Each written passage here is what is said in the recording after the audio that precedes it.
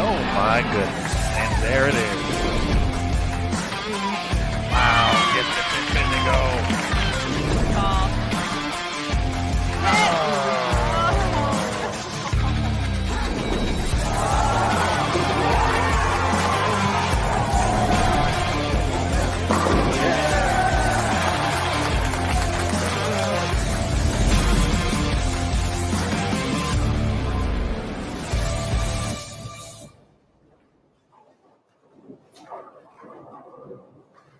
Hello again, everybody. Good morning and welcome to Match Play. We are ready for the bracket here at the 2021 USBC Queens from the National Bowling Stadium in Reno, Nevada. My name is Aaron Smith, and I'll be joined by Jason Thomas and Inside Bowling's Mike Flanagan in just a little bit here as we prepare to get underway.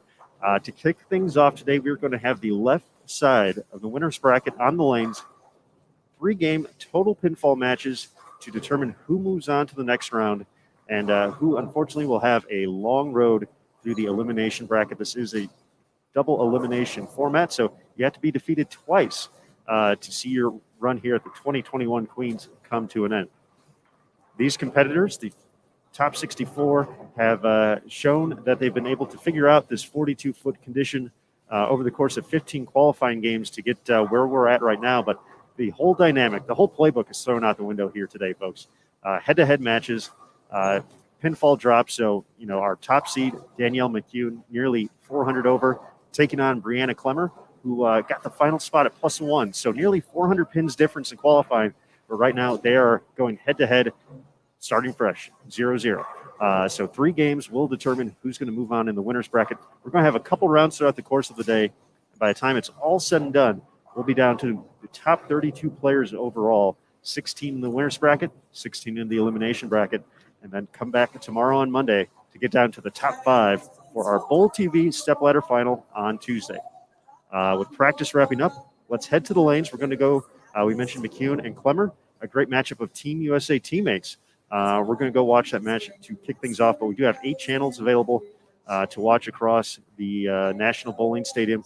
Some great matchups available. Our defending champion, Dasha Kovalova on the lanes, Daria Payuk taking on Tanya Ramanpour. Another great matchup, Liz Kulkin, who's been near the top of the standings all week, taking on Nicole Kutkin.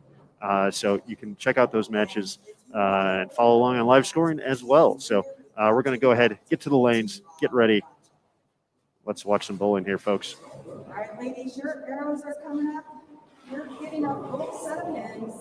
You can now begin your match play round with the 2021 USBC Queens. We're using the same 42-foot condition we've been using throughout the course of the entire week.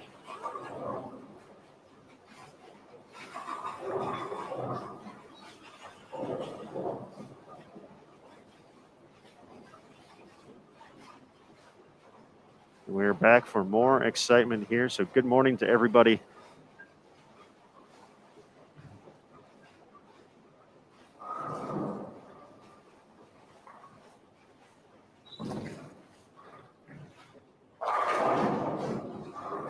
I see you in there, Dell. I see you.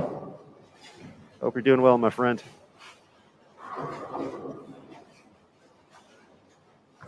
But we're going to kick things off here. Danielle McCune, Brianna Clemmer. The other matchups available here on Bowl TV. Taking a look at the bracket here for this opening round. So we mentioned we have Liz Kulkin, the number 4 qualifier, taking on Nicole Klutkin. That's on 45 and 46. Erin McCarthy taking on Emily Eckhoff on 49 and 50. Shannon Pluhowski against Alicia Current on 53 and 54.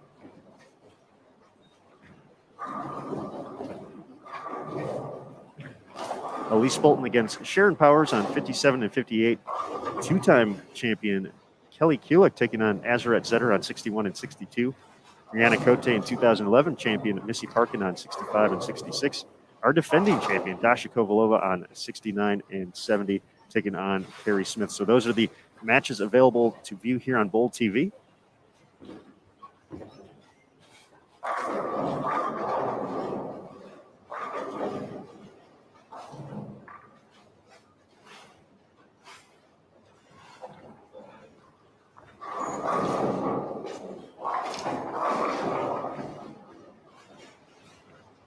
We'll get those scoreboards up there in just a second as well.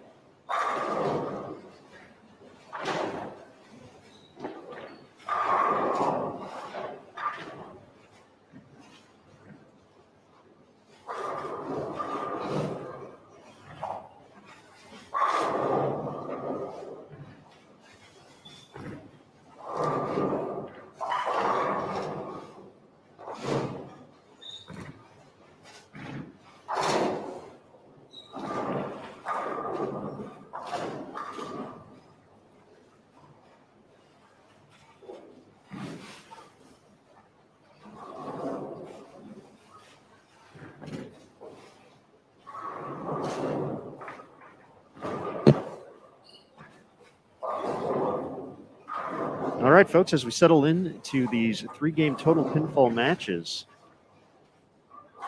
once again, a big thank you to everyone joining us here on BowlTV.com. We do have this streaming out to Facebook and YouTube as well here for the very first game of competition before we send the entire feed to BowlTV.com. So for the folks watching on social media and YouTube, we thank you for swinging on by and hope you head over to BowlTV.com after the conclusion of this game to subscribe to watch the rest of the action for the remaining portion of the event, including the stepladder finals on Tuesday, 8 p.m. Eastern, right here on BowlTV.com.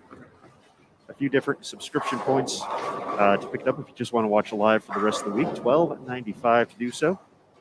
If you want to pick up a monthly recurring subscription, you get access to the entire site, including live events, archived events, and on-demand content. $9.95. Or if you're looking long game, $79.95 for an annual subscription. Support the PWBA Tour. Pick that up as well. Monthly and annual. Once again, unlike all the access to the site. So those are your price points. Transaction fees do apply. But right now, we've got a great matchup here, and we're going to bring in Jason Thomas to the broadcast. JT, how are you doing this morning? Doing great, Aaron. Exciting start to our part 2 of the Queens tournament. I mean, this match right here, wow. This is, I mean, you lead the tournament and you get to bowl Brianna Clemmer. Wow, that's there aren't any easy matches. You got to beat who they put in front of you. But this is a good one right here, right out of the gate.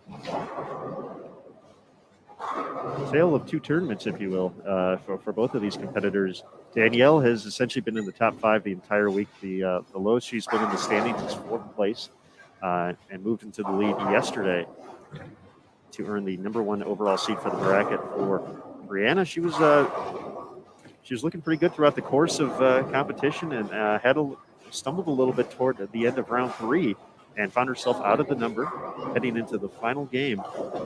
And she needed to step up in the 10th frame of the final game, I believe, all the way down on 73 and 74, 75 and 76, about as far away as possible from us.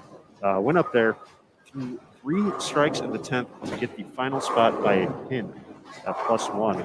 So for Bree making those big shots in the 10th frame and then turning it into essentially now she's coming in with a fresh start, even though Danielle had her by more than, or nearly 400 pin difference. They're starting off 0-0, and whoever can find a way to win this match moves on and stays in the winner's bracket. Yeah, again, there aren't any easy draws, but I mean, to bowl somebody like Brianna Clemmer, who's obviously got the skill to throw 3 in the 10th when she needs to make a cut, and then obviously the firepower that she has. We've seen her so many times at team trials just dominate the field. So just one little key for her that she can figure out, and she could be shooting 750 all day long. So tough match. I mean, Danielle, she was all business in her interview yesterday with us. There was no, it was just complete. I'm marching forward, and that's typically been Danielle throughout her career. I like to call her the tank. She's just going to keep marching over you and not, point A to point B, not waste a lot of time, feeling sorry for herself. And she's had to deal with a lot, this season with, the injury that she had with her foot. The quick exit at the kickoff classic, which a lot of folks were talking about, but now after her great performance last week making the show, she's made 2 shows this year already. She's 11th in points, which most people would be very happy with, but the standard that Danielle set for herself and what we've come to expect out of her, it's been an interesting season. And so she really, I think, wants to win this title. This would be basically the triple crown for her. She's won the U.S. Women's Open and also the Tour Championship in her career so far. And this would certainly add to her resume. So first step is getting by Brianna Clemmer. Taking a quick look around the house, Brianna Cote and Missy Parkin, each 6 for 6, over in the 60s over there. That's 65, 66. Yeah, that's the funny thing about the queens. They're bowling each other, and obviously, if they were bowling anybody else in the field, they'd be up in that match already, and maybe have a 300 to 300 start here. Well, wouldn't that be fun? That would be. That's a race to 2 games. I don't think that's ever happened in the queens. I don't think it has either. I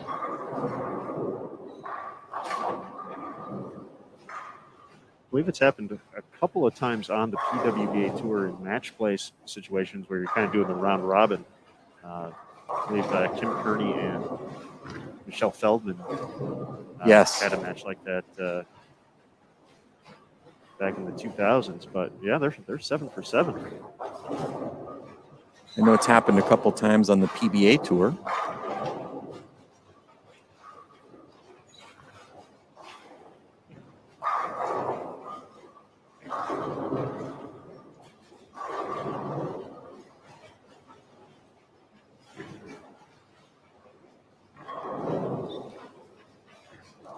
And those are the only pairs with full strings of strikes available. So, how about that? Well, maybe we should switch over there. I think so. Let's do it. Got to see history.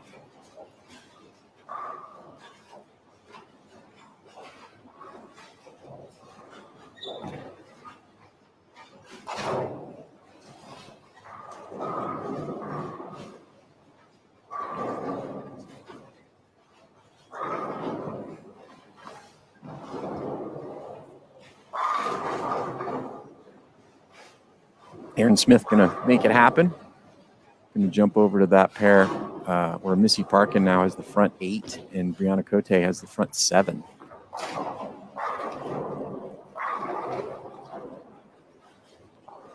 Not that we're not watching a great match here in front of us right now. Danielle McEwen chance to go up early here with another double after the open frame by Brianna Clemmer.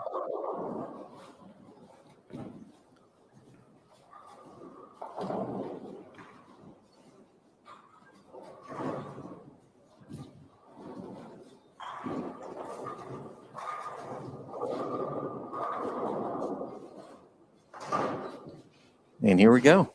There it is. Missy Park in front 8. Brianna Cote front 7, trying to match Missy.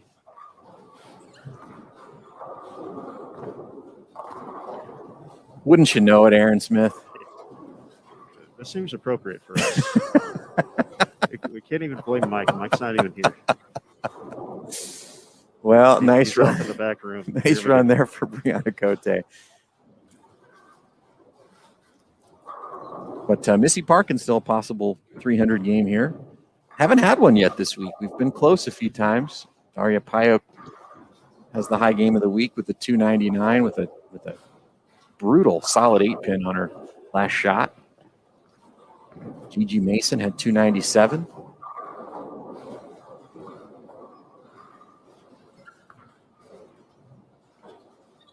All right, we've got a spare in that match. That's what. Okay, that's the first match not to have a spare. So on the board for spares on 65 and 66. And that's something we'll mention, and I'm sure a few of the players will mention it as they come in and join us on the Bowl TV,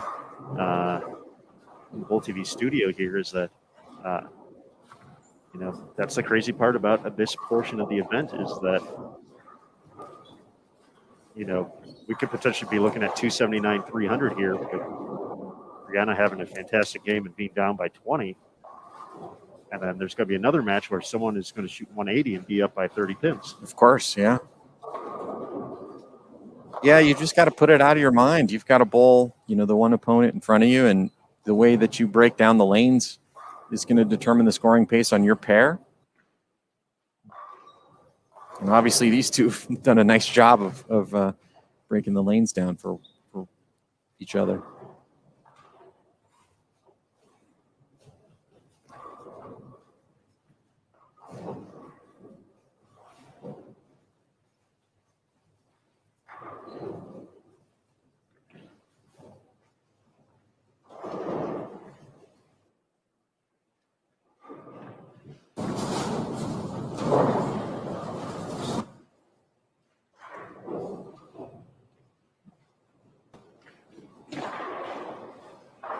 Looks like he froze up there for a quick second, so we'll switch to a camera of the same pair. Brianna got the one in the 9th.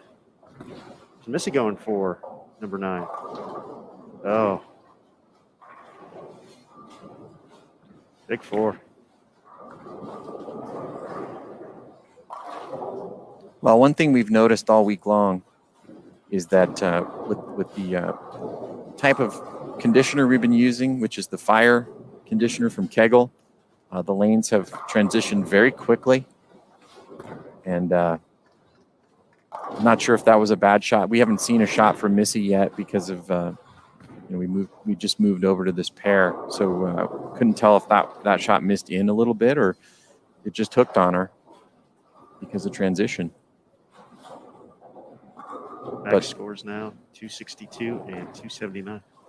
Yeah, we were 1 for 1 on black clouding, 2 for 2. Each 2 on one pair. Yeah, each player first shot on Bowl TV was a miss. But let's see if Missy can finish off with a couple of strikes here in the 10th for a game in the 260s.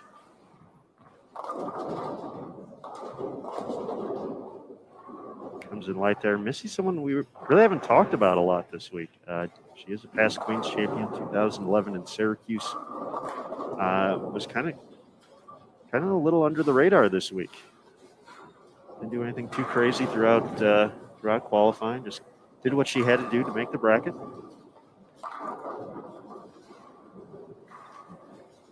Saving some firepower here for match play. Front 8 to start.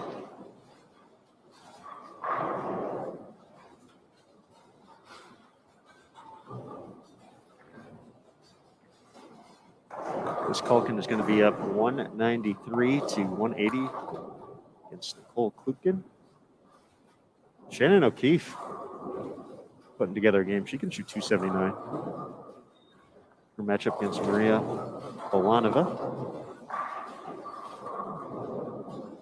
Yeah, that was a pretty impressive comeback for Shannon yesterday after kind of a rough round 2. And nice to get to catch up with her after the round yesterday and just kind of get her perspective on the whole thing. Alicia Current up 244 to 195 against Shannon Pluhowski, another past Queens champion. We have 10 past champions in the match play bracket.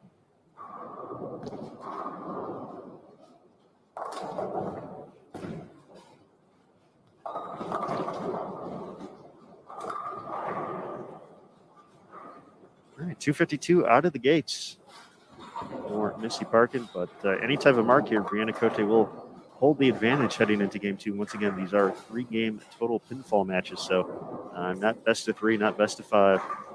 3-game total pinfall in order to either stay in the winner's bracket or make the long journey. Yeah, you don't want to lose this first match. It's not an easy road once you're in the loser's bracket this early. We've seen it happen. We saw Jason Sterner do it at the Masters a few weeks back, make the show.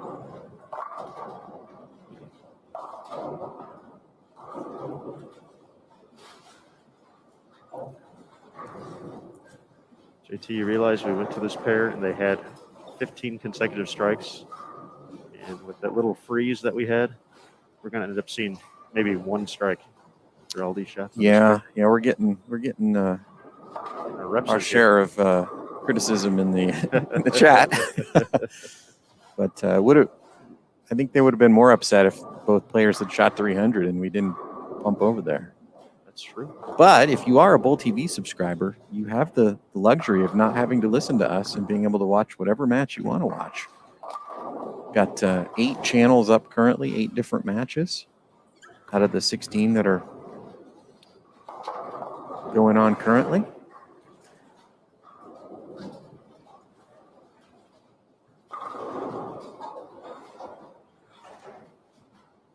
Bree with the open. It's actually going to be down now. 5 pins, 252, 247.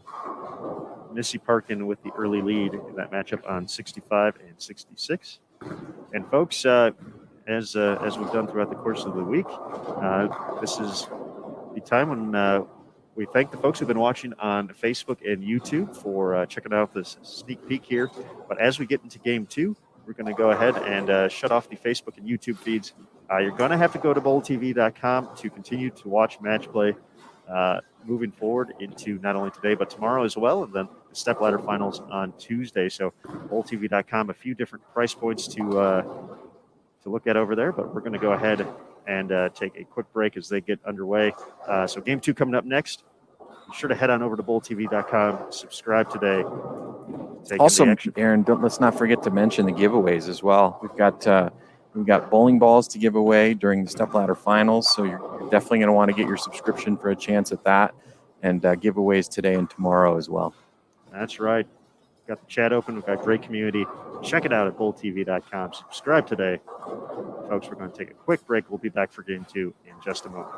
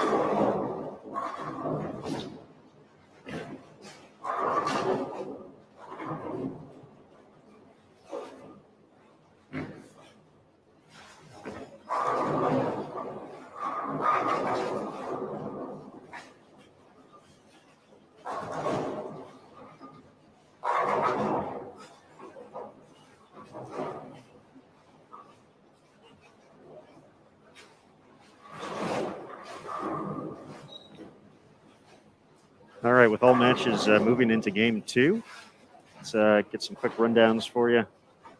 Looks like Verdi Crawley is up 234 to 205 on Andrew Ramirez Perea. Shannon Stellan's up 190 to 184 against Sandra Gongora. Cara Mangiola up 234 218 against Nicole Hiroka. CDB 227 to 214 advantage over Lily Robles. Shannon O'Keefe 255 to 237. High scoring match on 29 and 30 against Maria Polanova. Shannon Chapelski 194 to 188 advantage over Abby Ragsdale. 236 to 227. Tanya Ramaper ahead of Daria Payuk. Match we're watching right here. Danielle McEwen up 228 to 204 against Brianna Clemmer. Liz Culkin 193. Nicole Kutkin 180 in the opener. Erin McCarthy 191. Emily Eckhoff 183. Mentioned the Kurt Bluhowski match. Struggles for Shannon this game as well. Kurt was up 244 to 195. Elise Bolton up 204 to 183 against Sharon Powers. Azarette Zetter 224 to 202 ahead of Kelly Kulik. I mentioned the Missy Parkin Brianna Cote match 252 247 advantage Parkin after 2. Our defending champion Dasha Kovalova 245. She has an early lead against Carrie Smith.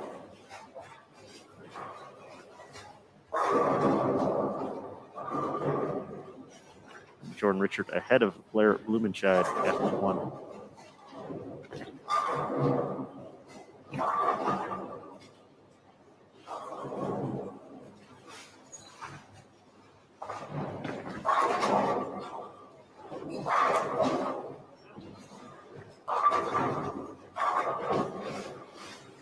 $211 to $195 in that matchup.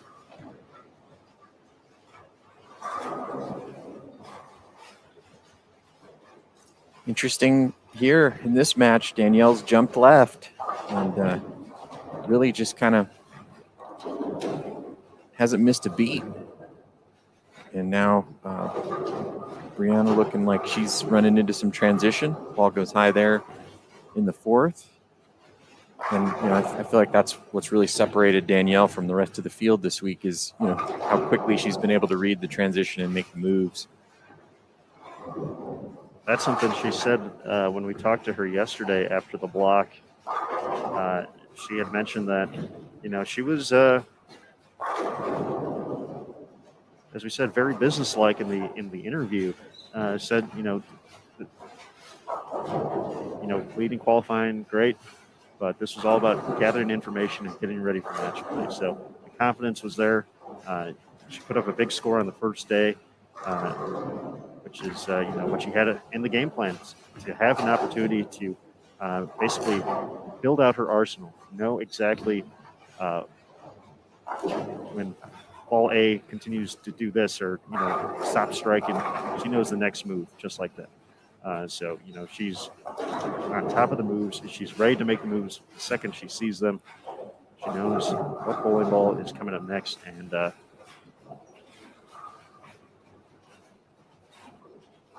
and she's just using her touch a lot this week, where in the past it feels like she's always liked to kind of throw the ball a little bit harder, keep the ball in front of her. This week she's really using all of the tools that she's got in her bag that we've known she can do for a long time. But look, she's throwing it real soft and opening the lane up and using her touch.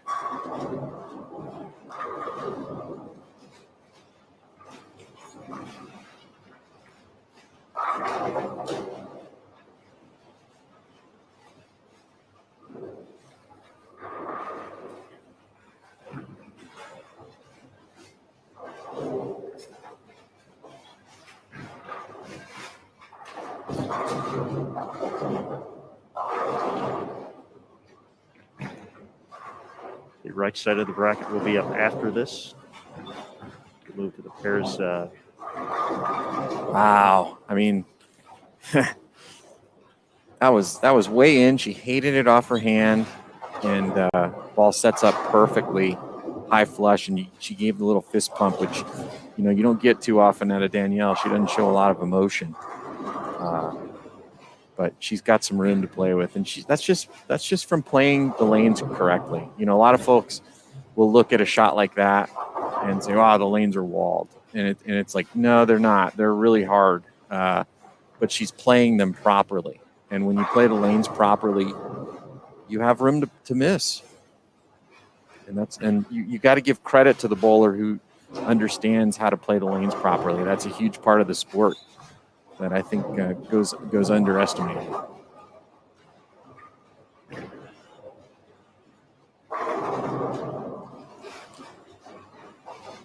Are you saying when a bowler matches up, it's not just random luck? Yes, exactly.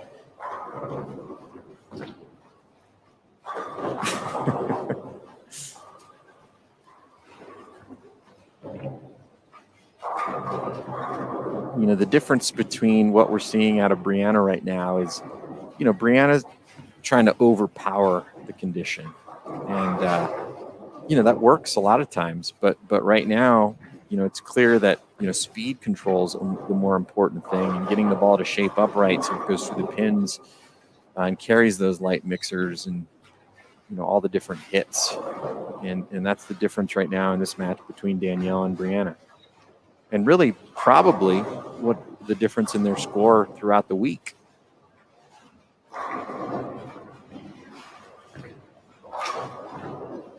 Speed control has been a thing. We've heard that term used a lot from the players this week.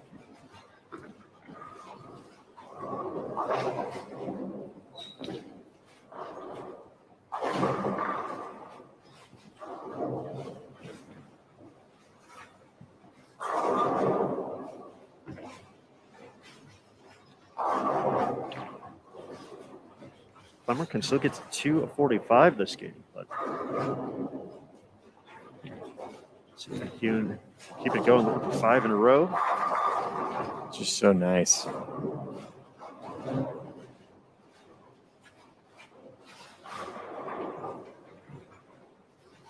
And we know Danielle can put up some big scores when she gets lined up. Last week, shot an 11.09 for 4. It's without a 300. Without a 300. Shot 345 over for a block with a 180 game. So that means she averaged almost 260 for 6 games with a 180 in there. And no 300s. And no 300s. It's a lot of 270s.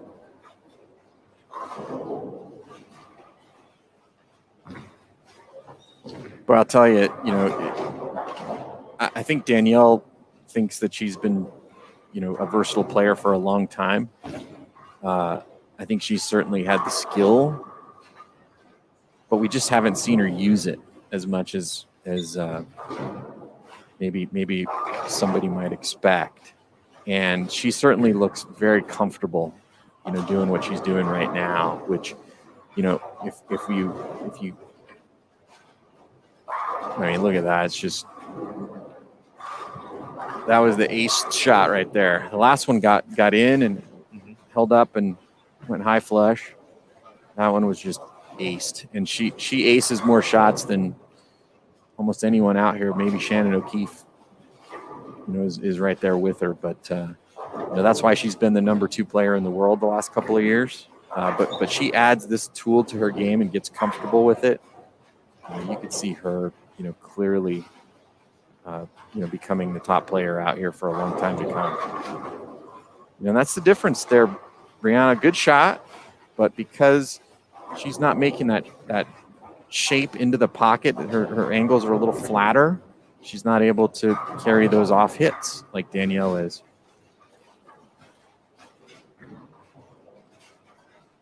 Even though, she's got tremendous ball speed and tremendous rev rate, the more important thing is the way the ball is shaping up into the pocket. That's going to determine your carry percentage.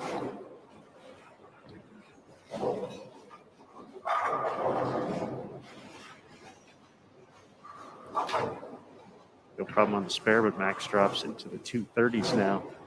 Interesting development over on 45 and 46. Liz Culkin, after an early double, 3 consecutive opens, added a 4th in the 8th frame, shot 155. So she's going to be down heading into the final match against Nicole Klukin. So Culkin, number 4 seed overall here in the bracket. But as we said, with pinfall dropping, anything can happen in a 3-game total pinfall match. And right now, Nicole's going to be in position to have the lead heading into the finale.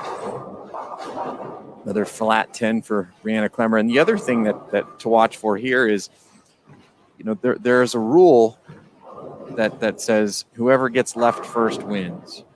And Danielle is using that area that Brianna's burning up to the right of her as area to throw to. She jumped left of her quickly, and now she's using that area that Brianna's burning up to create more miss room for herself. And the other piece to that is because she's using a little more angle, getting the ball to hook into the pocket a little more down lane, her carry percentage is better. So really a perfect strategy right here for Danielle that we're watching unfold. It's being executed to perfection.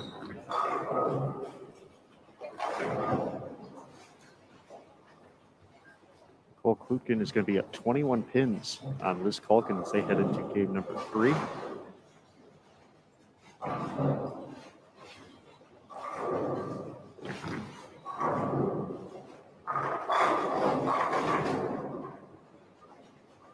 Tenth in the 9th for Danielle. Elise Bolton putting together a big game against Sharon Powers over on 57 and 58, a chance to shoot 270. I had someone mention to me, I have some inside info that said, who might have the best look out of anybody out here this week? They said Elise Bolton. So we will see. Well, I'm really curious to see if Brianna gets a look at a different bowling ball. My guess is she'll throw the same bowling ball for a shot in the 10th, and maybe even the second shot in the 10th if she strikes. but she will absolutely get a look at another ball because ball's starting to burn up a little early, and that's why we're seeing those flat 10s. Let's see if Danielle may have seen a little something there on that flat 10. I think she might make a little hand position adjustment, and that's what's so great about how she's bowling right now. She's so in tune with just those little micro adjustments that can allow you to stay in a ball for a little bit longer and still get the ball to hit. And that one just pops the 10 right out.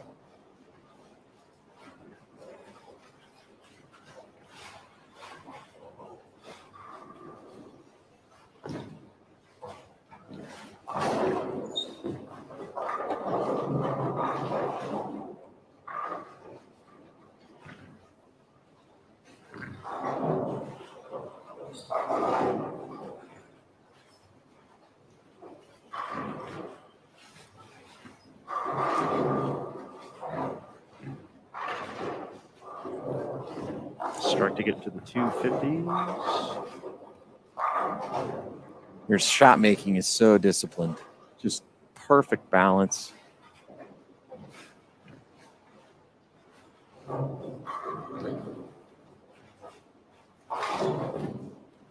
Have a 3-pin match on 49 and 50. Erin McCarthy up 367 to 364 against Emily Eckhoff. Alicia Current up 431 to 346 on Shannon Pluhowski. Just going to say, Danielle already getting ahead on a possible ball change. And this is the same progression we saw yesterday during the qualifying round. And that one looks pretty good too.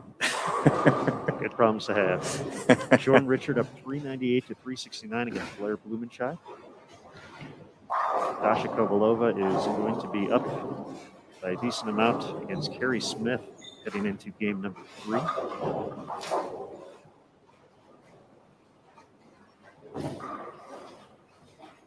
Elise Bolton's going to be up more than 60 against Sharon Powers heading into the final game.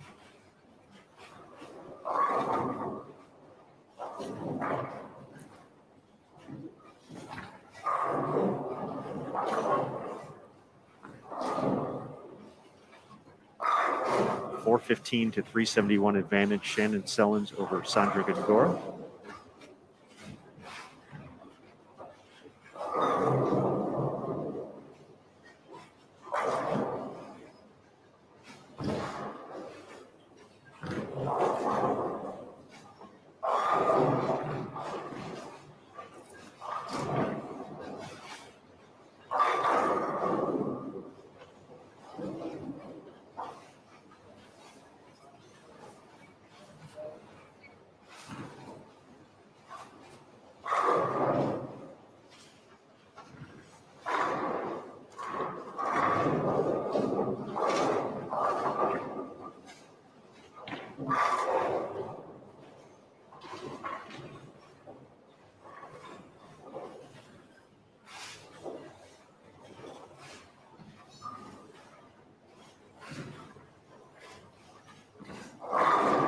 And 210 for Clemmer at 4-14, but she is going to be down by 73 pins heading into the final game. Danielle McEwen, 487 for her first 2.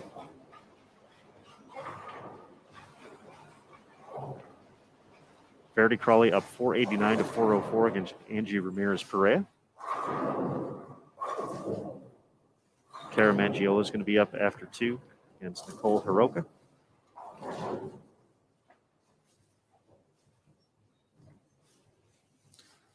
Switched us over to a different match, Aaron. I feel like this one is going to be a pretty interesting one coming down the stretch. These two crossed with each other all week, so they very much know how they liked to play the lanes.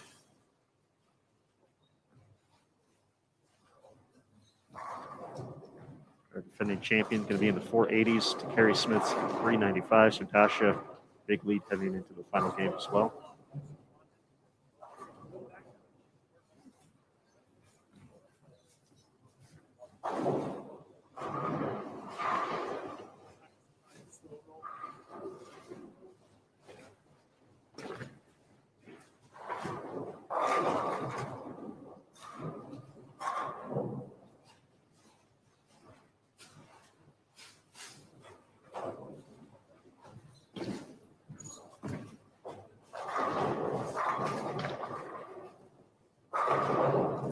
we mentioned, just a 3-pin difference between Erin McCarthy and Emily Eckhoff over on 49 and 50. And McCarthy starts off with 3 consecutive opens. She has 25 in the third.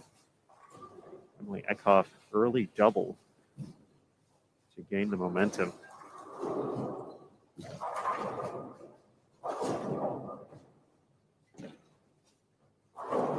Emily Eckhoff, a player who has shown the experience in this type of format. Actually, single elimination, 3-game total pinfall matches in her back-to-back ISC victories in 2015 and 2016 for Hastings College. To navigate those matches, she had one of the most legendary 3-game sets I've ever seen against Julia Bond on the way to her win in Wichita. A 782 to 772 victory, which included a 300 game from Emily and a 290 game from Julia. Just one of those unbelievable matches that we were able to see a couple of years ago.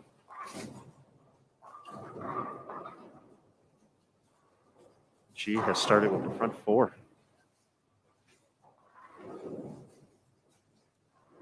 Tanya Ramenfer, who made the show at the Queens last year, is going to be up 470 to 435 against Daria Payu. Oh, almost rolls the 2. Well, she rolls the 2, but not the 8.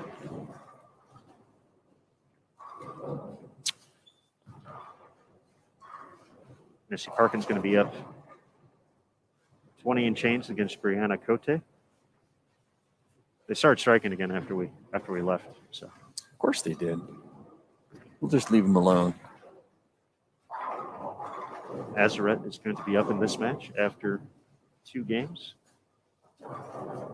But plenty close here. It will be. This is going to come down to the end of game 3. So 412 to 394. 18 pins.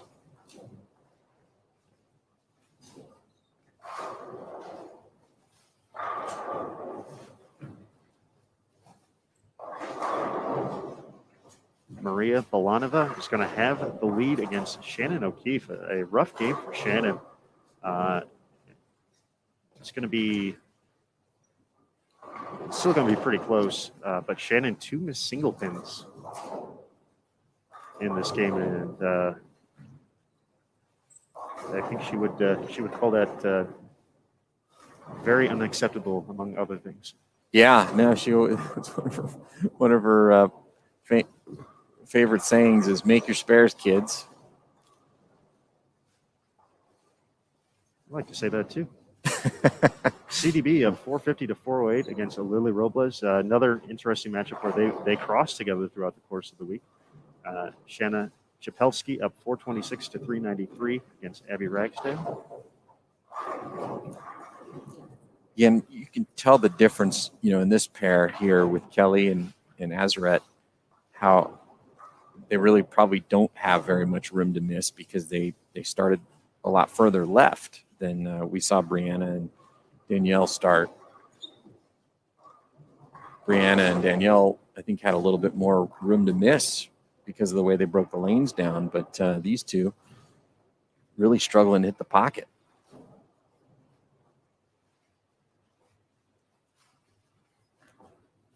And Maria Balanova is going to have an 18-pin lead over Shannon O'Keefe heading into the finale.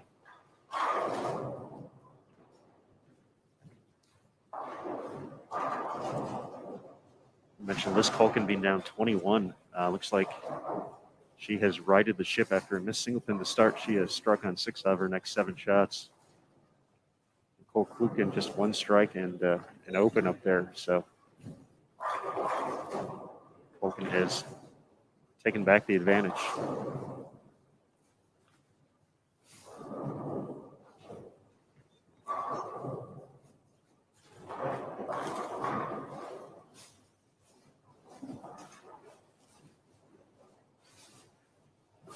Yeah, why don't we switch over to that match after Kelly's shot here, Aaron?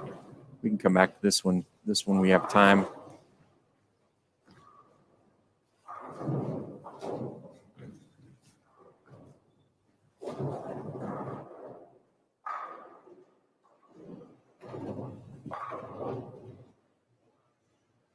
Danielle McEwen continues to extend her lead over Brianna Clemmer.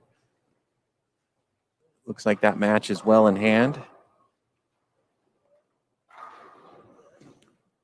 See if Kelly can make the washout to start. Nice spare there to start game number 3.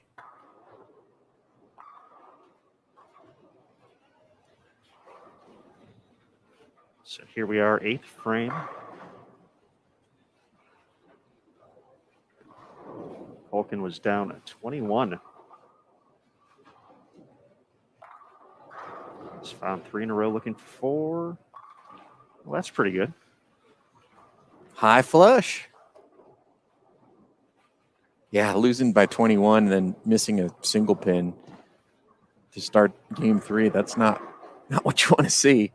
But she is just, maybe it woke her up. Could be, and she had some spare miscues in that second game as well. She missed a single pin in that one. Had another makeable up on the board, so spare shooting will certainly need to be addressed. But finding some strikes here, finding some late confidence. Didn't seem like she got too phased, even though she was down 21. And obviously, with that one going to be in business here, Emily Eckhoff up to the front 8. So we have Elise Bolton with the front 6 as well.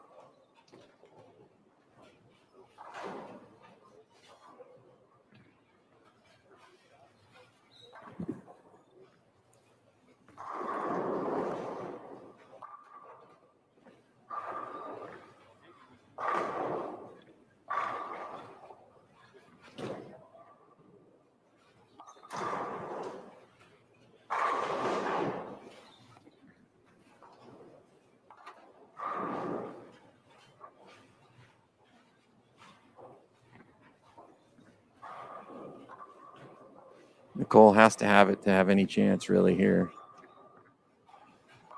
And with that miss, Liz Culkin's going to move on in the winner's bracket.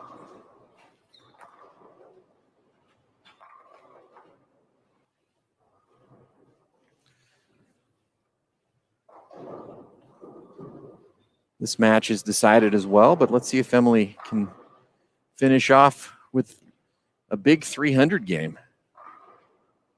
Still looking for our first here at the 2021 USBC Queens.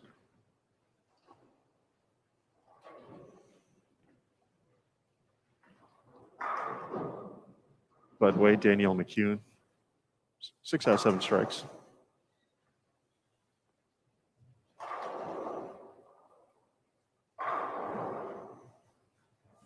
Elise Bolton, match well in hand. She did not strike in the 7th frame. So let's see if Emily can keep it going here. 9th frame. Is that going to hold? Oh. Well, our record is still intact, Aaron Smith. We are unscathed. So Emily's going to get the win here.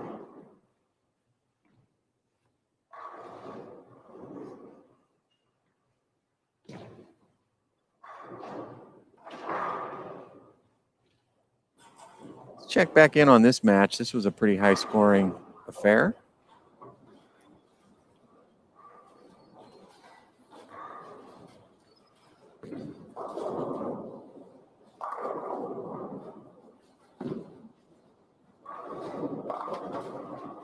.23 pin advantage for Missy Parkin over Brianna Cote.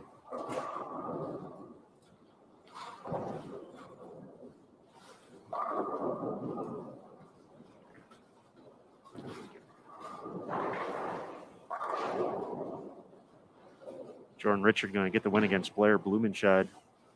For a spare, she has delivered 7 consecutive strikes. Final tally, 572 to 548. Liz Culkin beats Nicole Klupkin. Alicia Current is going to defeat Shannon Pluhowski. Just a matter of final score there.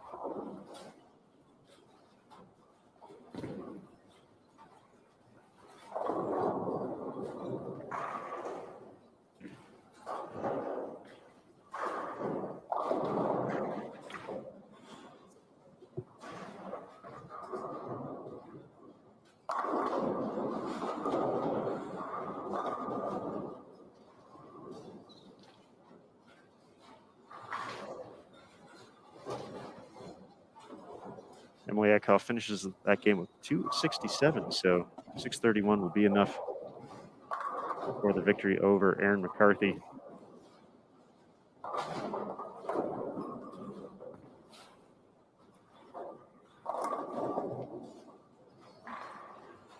Elise Bolton going to get the win over Sharon Powers.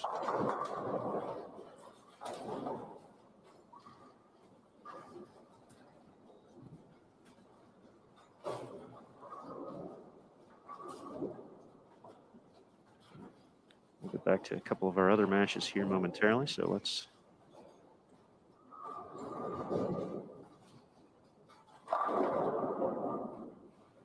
see if Bree can get the strike here in frame 4.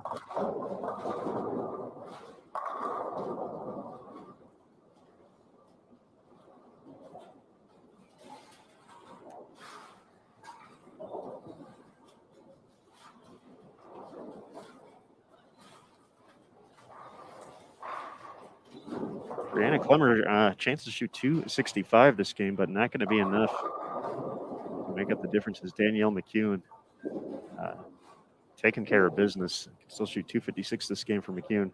Clemmer's max 265, and that was a 73 pin difference. So Danielle is going to move on in the winner's bracket.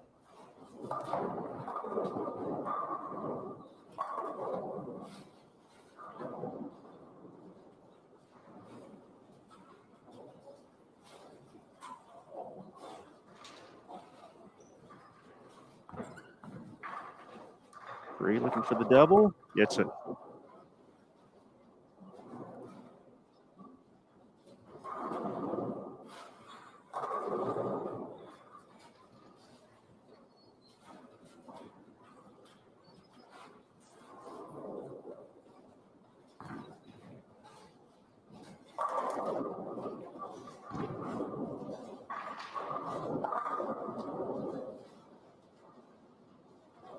We talk about just the draw you catch in this, and just have to find a way to beat your opponent. And sometimes that can be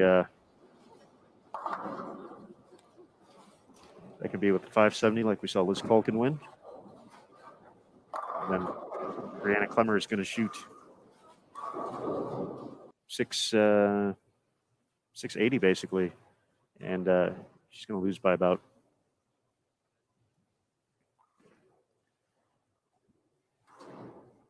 60. Yeah. So you need a little luck along the way as well. You gotta catch people at the right time.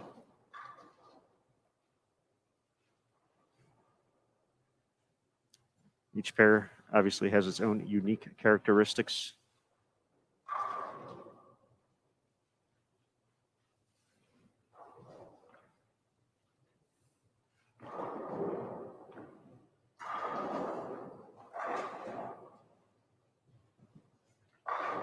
.656, 571. Jordan Richard with the victory over Blair Blumenshire. 722 for Elise Bolton.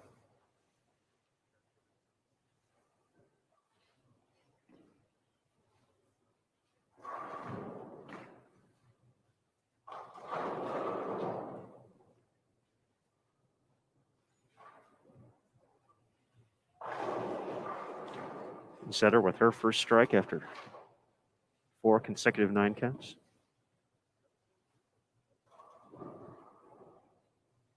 Big shot for Kelly here. See if she can get her first double of the game. Carve into that lead.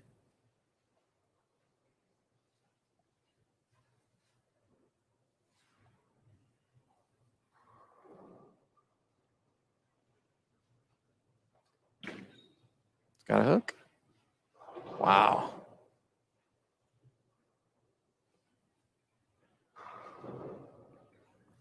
It's really interesting to watch, Aaron. We saw the match with Danielle McEwen and Brianna Clemmer. They were able to throw to that spot and get it to hook because they burned up that area to the right. But these two looks like they started a little further to the left, and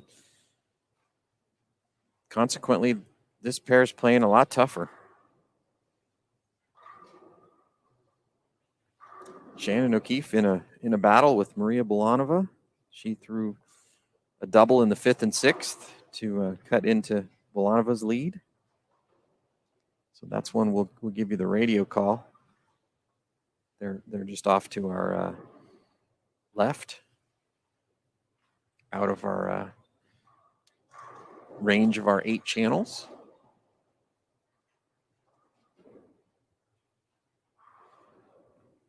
Daria Payok looks like she will fall to Tanya Raumenper.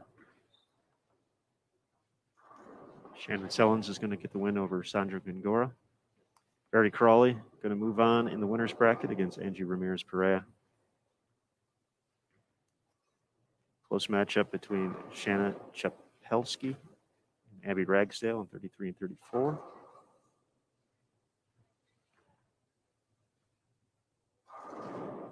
Cara Mangiola, she's been bowling really well this week. Just need some count to lock up her win against Nicole Haroka. Yeah, Tanya ahead of Daria.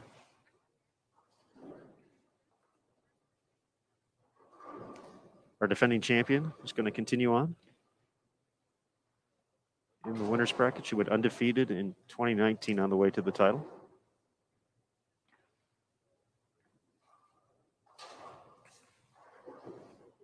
Missy Parkins still ahead of Brianna Cote. That one's close, though.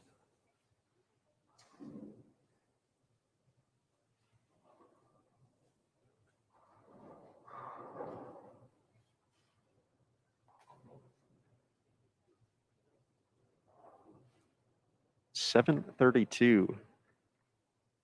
Danielle McHugh. Look out. Uh-oh. Wow. Huge mistake.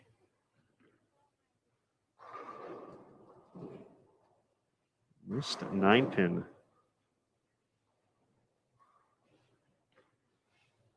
Man, she went from almost throwing a double there to turning it into an open frame. So that's got to be a huge jolt of energy for Kelly Kulik. If she can just figure out this right lane, could jump all over that mistake. CDB still ahead of Lily Robles. A couple frames left to go there. All right, nice bounce back, but you do not want to give Kelly Kulik opportunities. You do not. No, you don't. It's rule number 1. Well, let's see what Kelly does here. Does she move off of that washout and move a little bit back to the right, or does she just move her eyes to the left and try to keep from throwing it to that spot?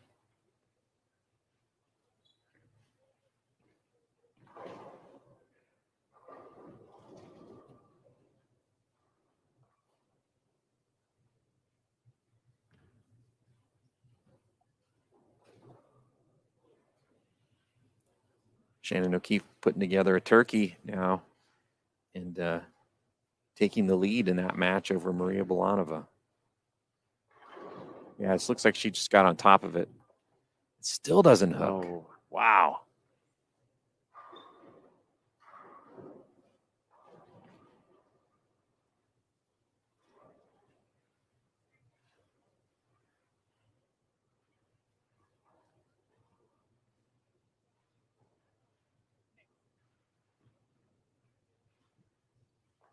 Kelly's going to be aggressive here.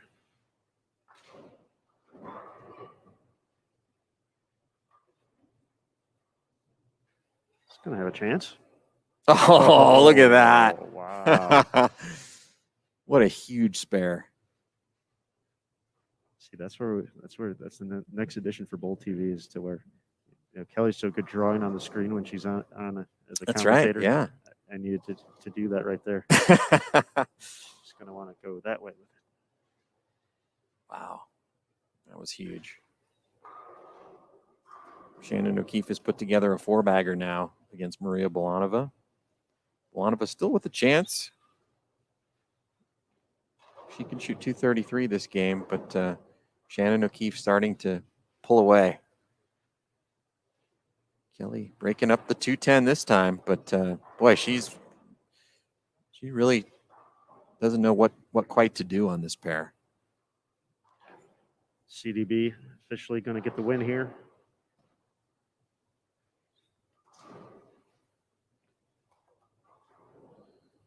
Kelly may need some help The from good, Azaret. the good news is she doesn't have to finish on 62.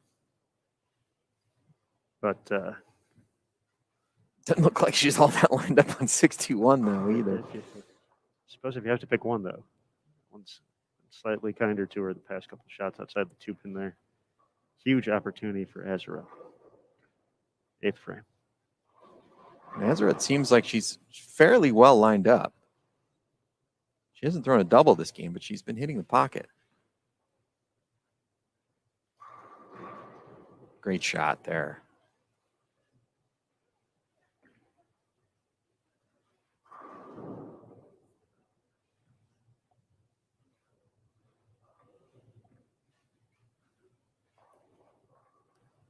Still anybody's ball game on 65 and 66 as well. Cote and Parkin. Yeah, we could switch over to that as well after the shot here from Azaret. Big shot here in the 9th.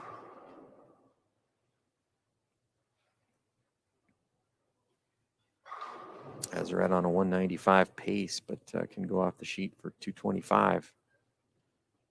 Wow, this is a tricky pair.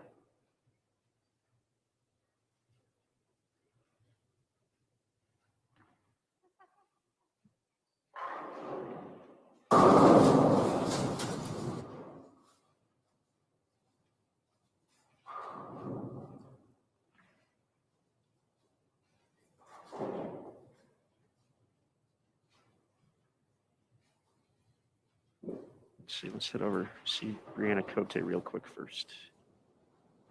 Trying to set up the 10th with a double. She's going to come in light 2-pin of her own. She's still going to be a little bit ahead. Azaret with the spare, with the advantage.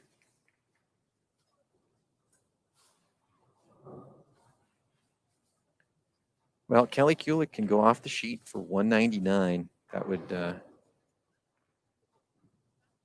give her 593.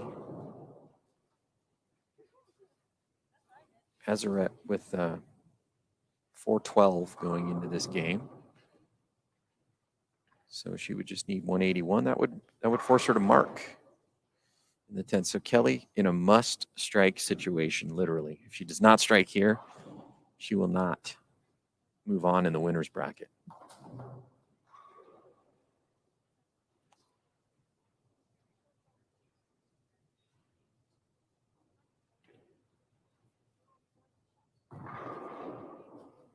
Good shot. Great shot. So still in a must strike situations. Got to go off the 10th. Got to go off in the 10th here to force Azaret to mark. JT over on 29 and 30. Shannon O'Keefe left a 10-pin on the second shot of the 10th. Maria Bolanova is going to have a chance to double to sneak out this win. Double 9.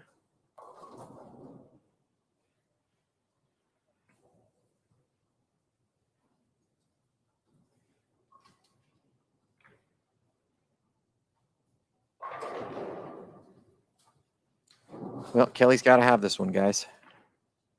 It's got to push. Oh, she trips the 4, gives it a little fist pump. Wow. This would be the ultimate Houdini.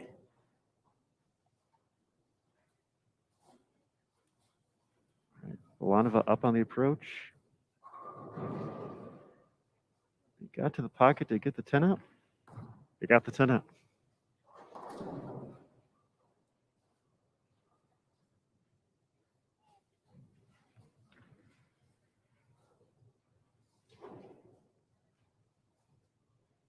Yeah, so she needs one more, correct?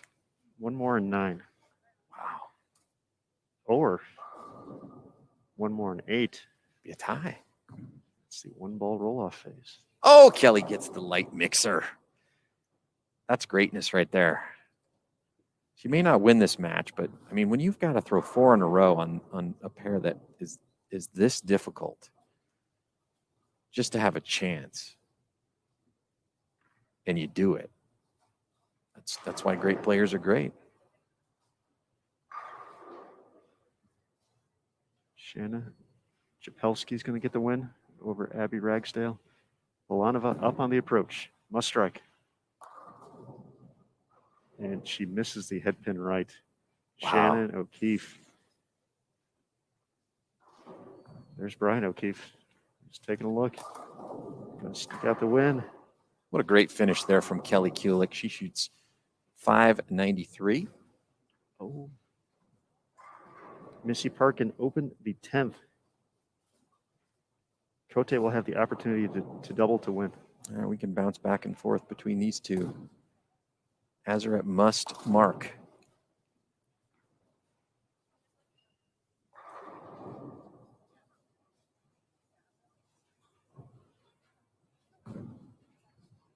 Great shot. Great shot there. That was a rough match, Aaron Smith, but they both did what they were supposed to do at the end and rose the level of their games. Absolutely. So that's what's great about this tournament.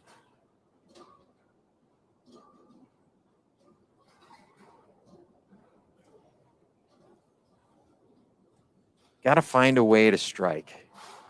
That's exactly what Brianna Cote has to do. Missy Parkin in the books at 669. Needs a double. Strike spare would be a 1-pin loss here for Cote.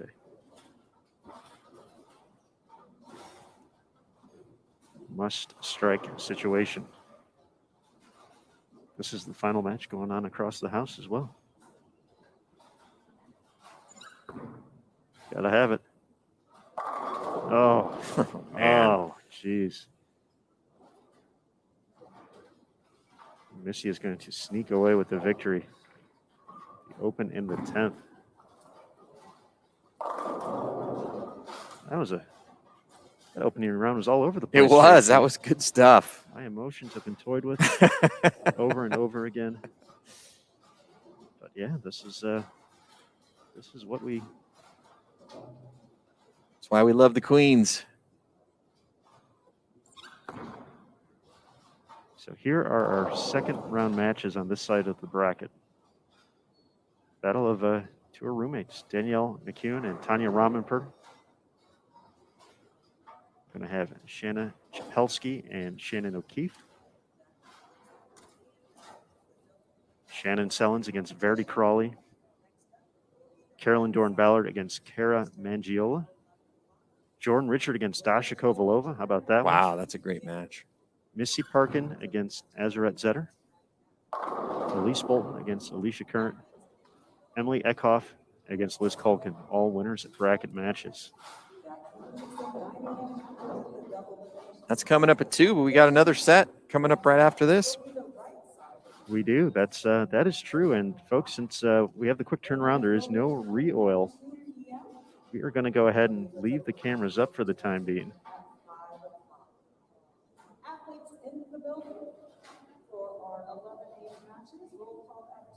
Why don't we bring it back to us here, JT, for a quick second? Looks like we got Mike Flanagan lined up as well, so we'll go right here. There we are. Look at us doing things. There's Mike. Hey, Mike. Hey, guys. I was down watching the Shannon O'Keefe, Maria Bolanova match, and there were a lot of people down there watching it. Like the girls that were showing up for the next set were all back there watching, and it kind of got intense down there. Maria, I think, was up by about 20 pins going into that last game, and Shannon went up in the 10th frame and had a chance to strike out, with like 7 or 8 in a row. She had 260 left, and she got the first one and then left a 10 pin, covered it, and Maria had a chance to go up in the 10th frame and throw a double and 8 to beat Shannon O'Keefe, and she aced the first one, and the second one just, it's one of those things, pressure situation. just gassed it, threw it past the break point, left what you call the PBA washout, the 1, 2, 4, 6, 10, and Shannon O'Keefe escapes and bowled a great last game. Bowled in the 240s, but a little bit of a scare down there, a close match. It was out of camera range. I thought I would report on it. I was filming it down there to see if we had any big theatrics or anything, but Shannon O'Keefe, dodges a bullet there this morning.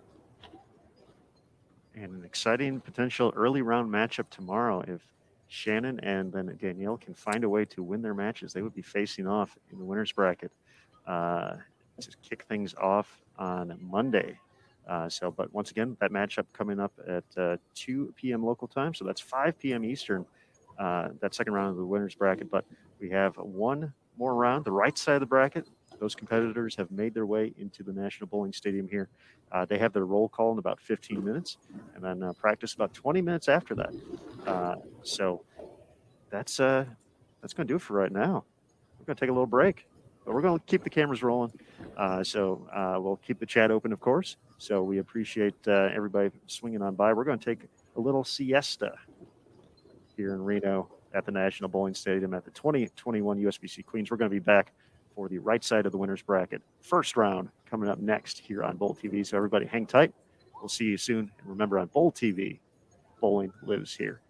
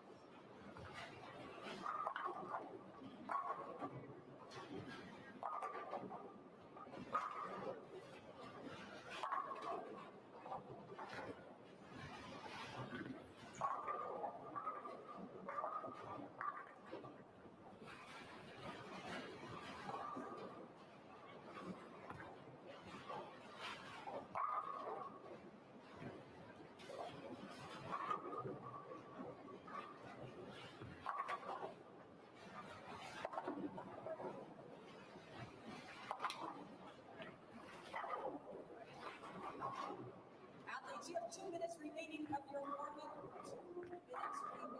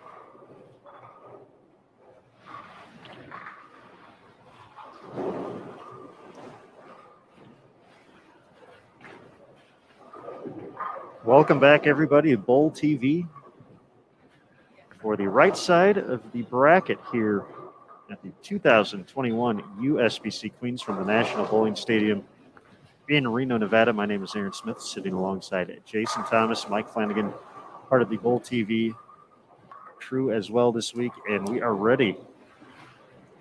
Final couple shots of practice, warm up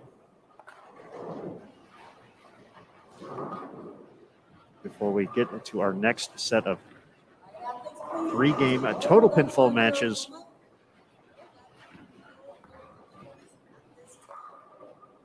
And JT, I feel you've used this reference before, but an excellent movie.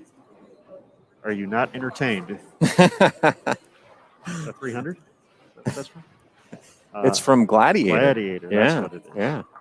Yeah. Well, 300 would have been more appropriate. 'Cause it's score time. Yes. But these matches we have upcoming across the house, very intriguing. A lot of great matches to choose from here on Bowl TV. And when we were looking at the bracket board, there were so many good matchups to start up with. But we've elected to go with Liz Johnson, the 2-time Queens champion, taking on Hope Gramley, the young standout from McKendree University who had a monster day, absolutely humongous day to get into the cut. And now she is her reward for that. I was just thinking that. Is hey, great bowling, kid. Here's the goat. Here you go. The biggest shark of them all. Just so many cool matchups here. So we're going to start with Liz and Hope, but the other matchups available on Bowl TV to kick things off on 39 and 40, we have Kayla Pashina taking on Taylor Bailey. On 47 to 48, great matchup. Rocio Restrepo and Lindsay Boomershine. Rocio, second overall. Lindsay at the big final game yesterday to sneak in by 1 pin. Brandy Branca versus Shalyn Zolkifli on 51 and 52. Josie Barnes against Fania Kobo on 55 and 56. We are watching the matchup on 59 and 60.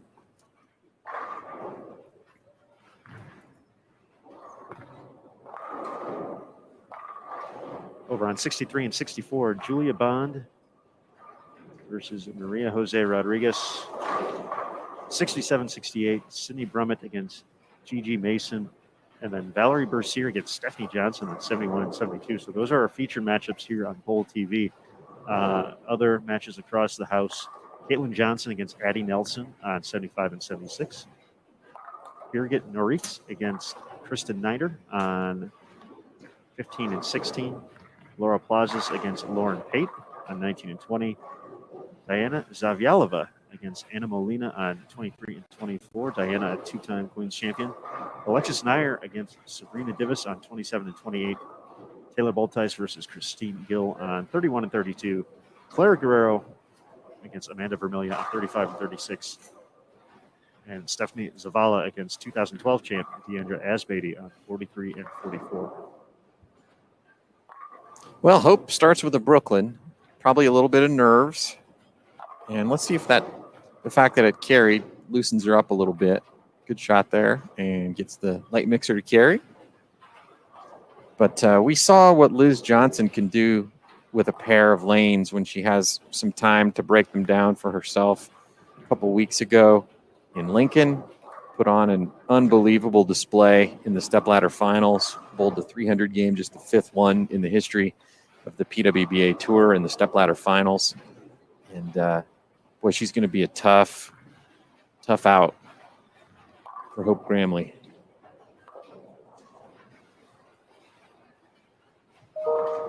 Liz did have a pretty good week in qualifying this week. Wow, Liz carries. Hey, you can carry a Brooklyn kid, so can I.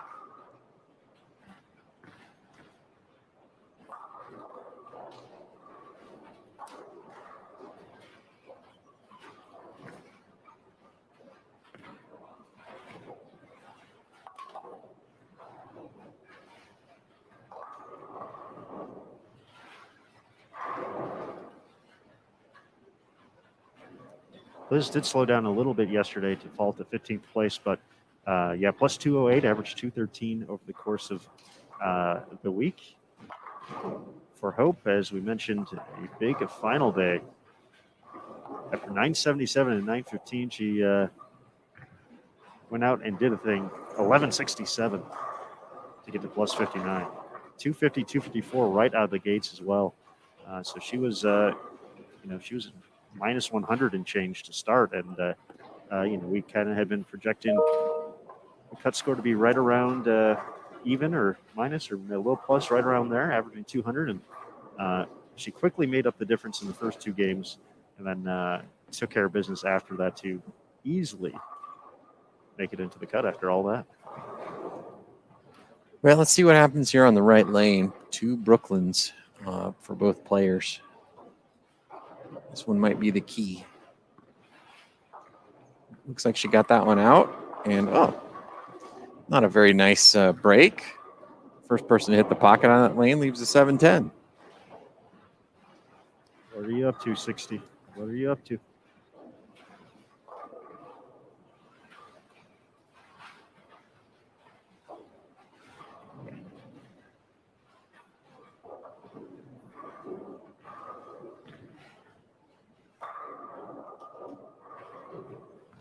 Once again, 3-game total pinfall matches to determine who stays in the winner's bracket.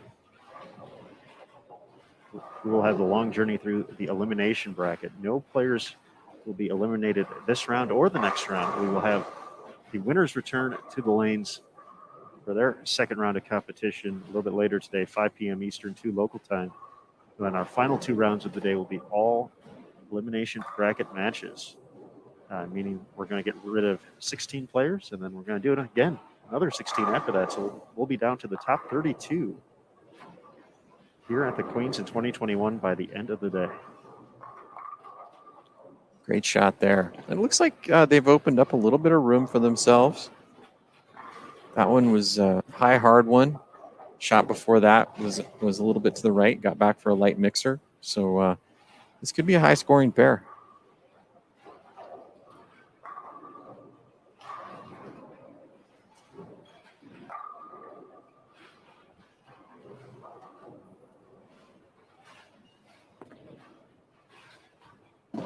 Second shot in a row that Liz has kind of came out of it. And that one doesn't cross over, leaves the 3-6.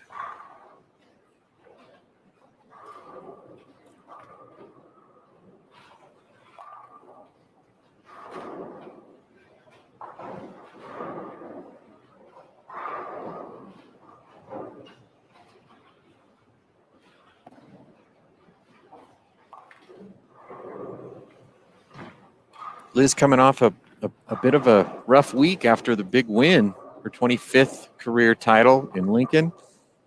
And then on a week where basically everybody could strike, she shot 100 under right out of the gate. And we talked to her this week about what happened, and she just basically said, I don't know. I couldn't do anything. So just it's a testament to how every week out here is a new week. Got to keep proving yourself.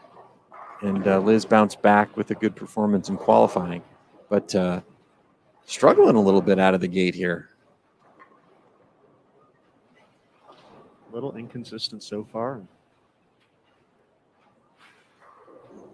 but it is early and a makeable spare to stay clean here. Switch to her trusty plastic ball. You can see Hope working in the notebook. Yeah, we saw her doing that all day yesterday and was probably doing it all week. Being taught by Mama Bearcat, who's very big into journaling throughout the course of competition and keeping notes from centers. So try and be a couple steps ahead of the moves. She's seen things at a center before.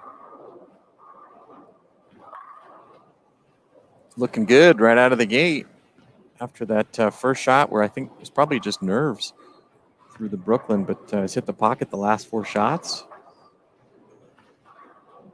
So is this going to be like a rite of passage thing moving forward? We have the Jillian Martin, Liz Johnson match. Yeah. Now Hope Cramley, Liz Johnson match. Is this like...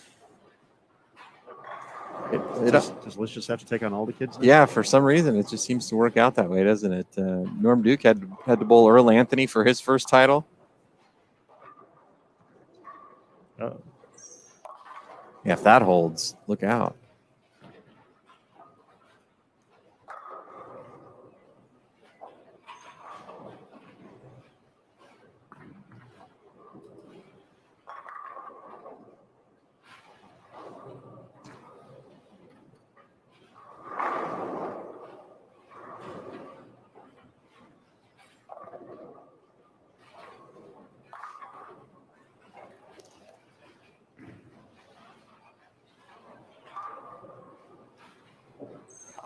Take a look at live scoring over on 15 and 16. Birgit, early 5-bagger. Her matchup against Kristen Nieder. Alexis Nair, 6 out of 7. Wouldn't it be cool if Alexis made the show after Anthony made the show at the It would be cool. at the U.S. Open here at the NBS? The sister of the Ginger Assassin.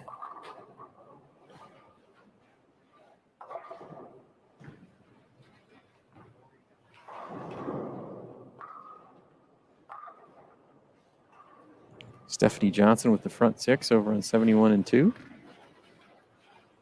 That's Valerie Bercier. Pair of PWBA rookies of the year. 2015 for Stephanie, 2019 for Valerie.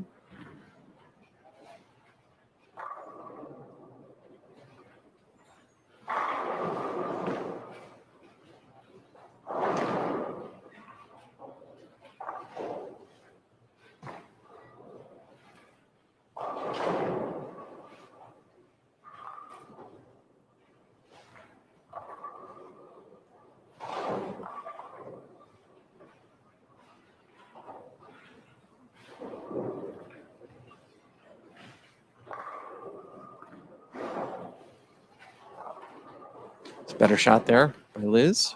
So after 4 straight spares, her 3rd strike of the game.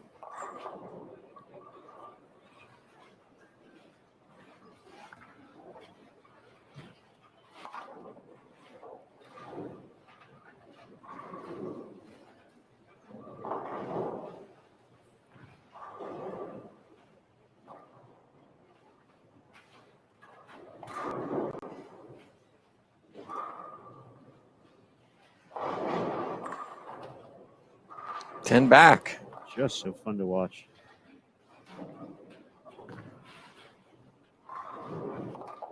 She's only a junior, folks.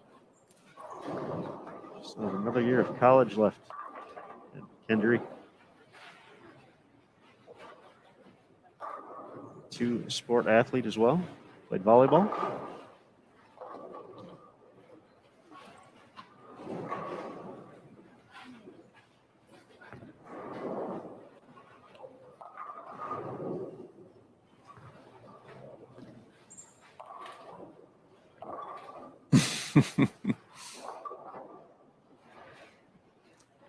Frustrated with yourself there. I just did that last time on here, and I knew it didn't work. Why did I do that again? Harrogate with the front 7 now, 15 and 16.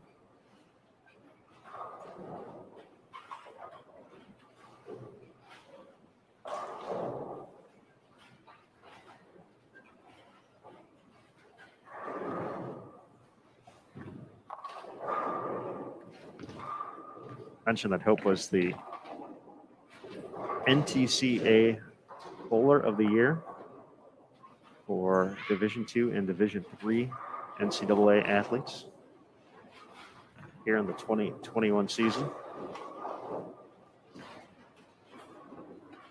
So first team NCBCA All-American.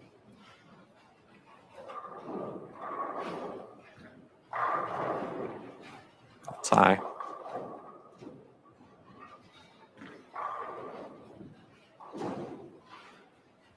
So this match going to be dead even. If Liz can pick this up.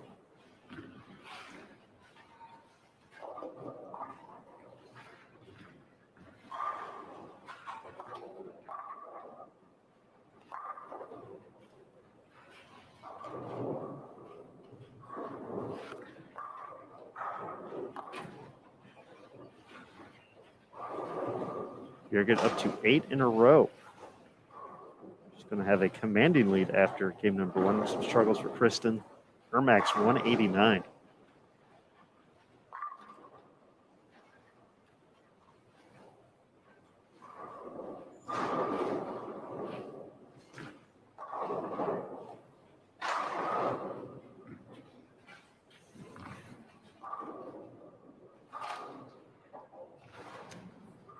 You're getting out with 9. All right, we're in business. It's a better shot by Liz. Yep.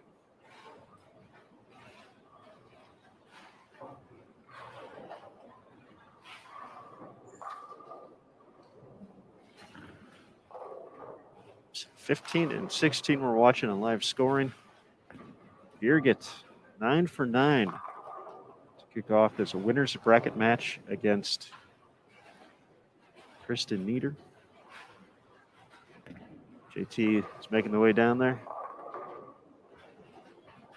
Just looking for our first 300 game here at the Queens. Let's hope it's going to mix them up there, and this match all even at the moment. 10th frame left to go. Taylor Bolta is having a nice opening game against Christine Gill. After an open in the first, she has struck 7 consecutive times. Can still shoot .279.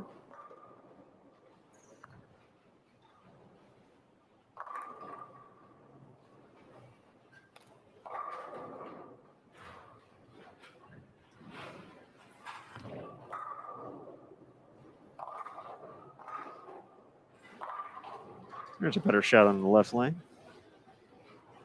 No 3-6-10 that time.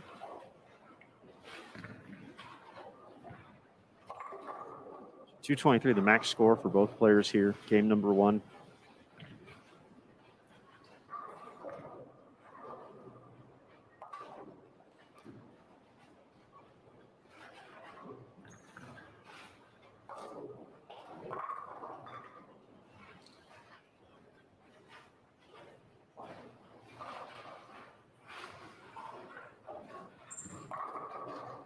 Catches a break, crosses over, going to be in the 220s.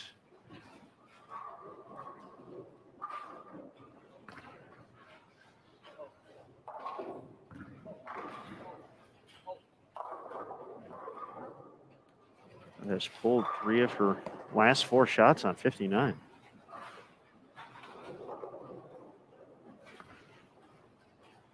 She's going to make a ball change here. Get a different look.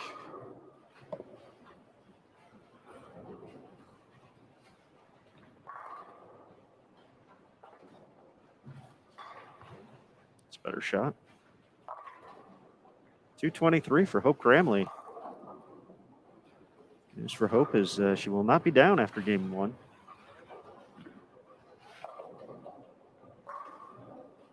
She'll either be tied or have a lead over two-time Queens champion, 25-time PWBA Tour titleist, Liz Johnson.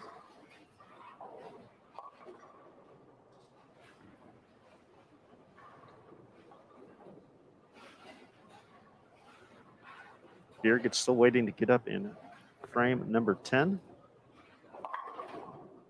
Liz is not having fun on lane 60.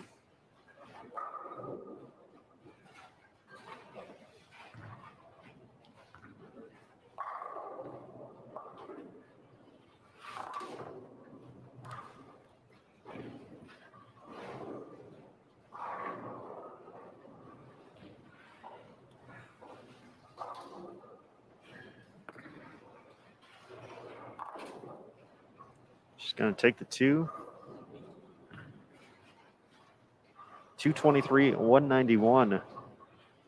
32 pin advantage for Hope Gramley after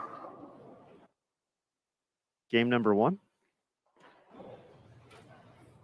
Birgit did not get the first strike in the 10th, but she's going to hold a 100-plus pin lead after 1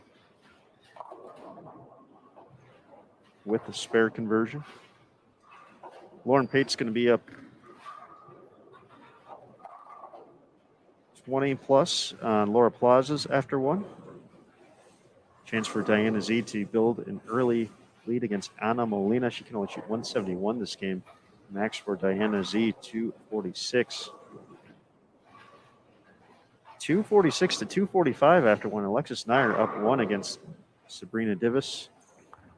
Taylor Baltice, 244. She opened in the 10th. Chance to shoot 279, but is going to be up by at least 40. Christine Gill's max score 204.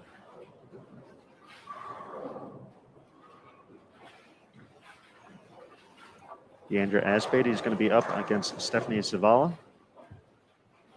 D in the books at 224. Stephanie can max out at 210.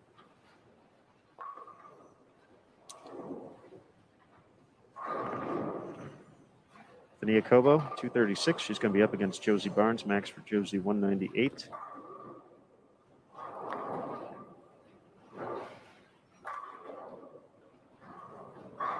.241, 213. Stephanie Johnson ahead of Valerie Bercier, and Addie Nelson have a big lead after 1. 247 her max score to Caitlin Johnson, 191. JT is back with the report. I am back. Yes. All it took was one shot with the camera, and Birgit missed. But a huge lead for her after game 1.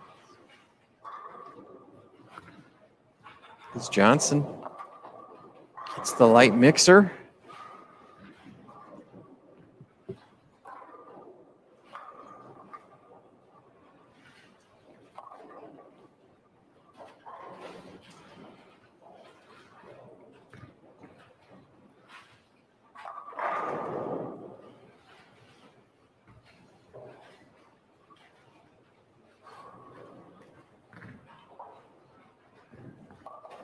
Kayla Pachina is going to have the lead over Taylor Bailey.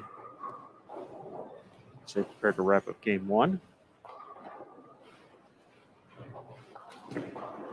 Same can be said for Brandy Branca against Shalyn Zulkifli. Shalyn finished with 171. Brandy can still get to 236.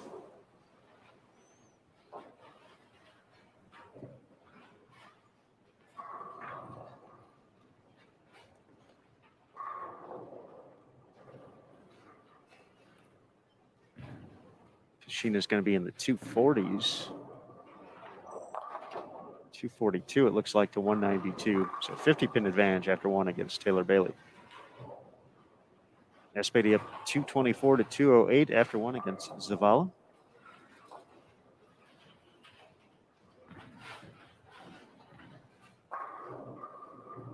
And Brandy Branco, we mentioned she could shoot 236. She kicked off the 10th with a 2.410. So she's still going to have the lead, but if she's unable to pick this up, that's a big swing.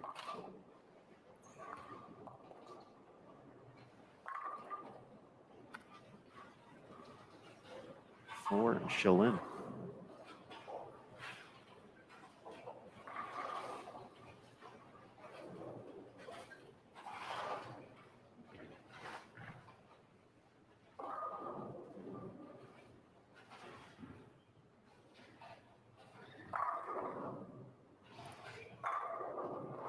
Julia Bond up 206 to 160 over Maria Jose Rodriguez. Chance for the Sydney Brummett Gigi Mason match to finish it all tied up after one. Both of them can max out at 234.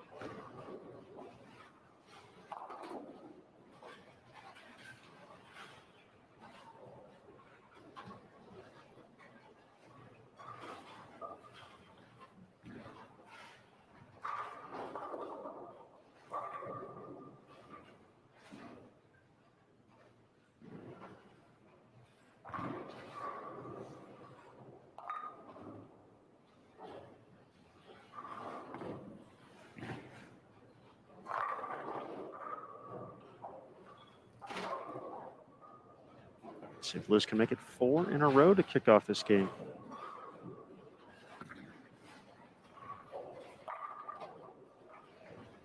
Liz giving it the stare down afterwards.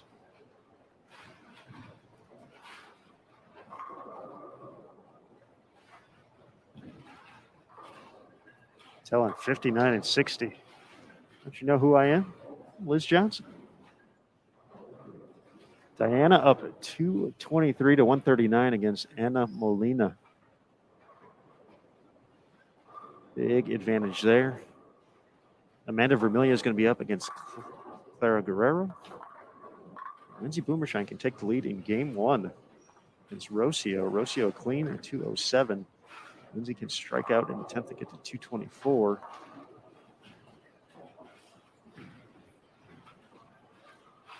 Brandy Branca did not make the split, so she is up by 30.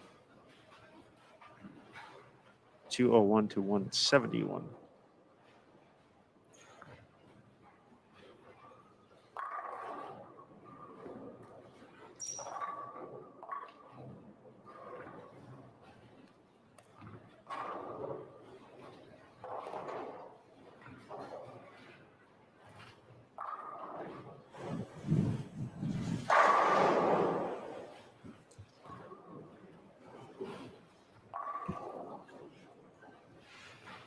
Vermilia finished with 211 max for Clara this game.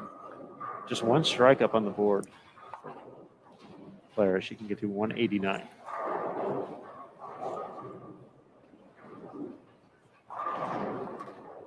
Lindsay Boomershine left a 2-4-6-10. Her first shot of the 10th, was able to pick it up, so she could have gotten ahead if she was able to throw a couple strikes in the 10th. Still going to be close, but she's going to be down after 1-2 Rocio. Well, Hope. Greek Church, and then missed the head pin. And Liz Johnson doing what Liz Johnson does, putting pressure on.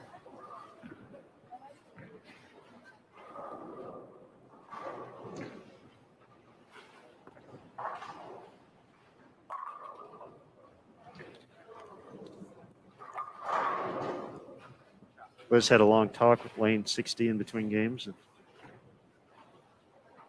Apparently they've come to some kind of agreement. They have. Split in the 10th, and I don't think she liked that.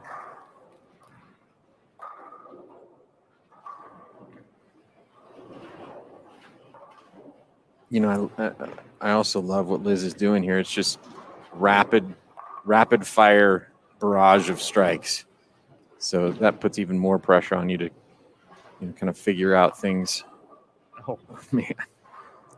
Below her 7.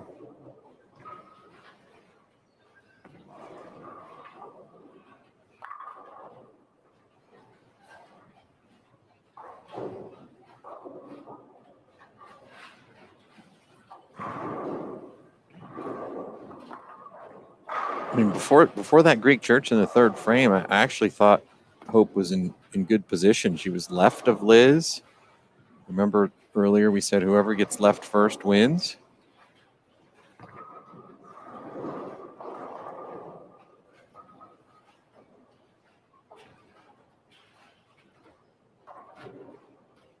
Then a couple of little mistakes, and Liz jumps all over it.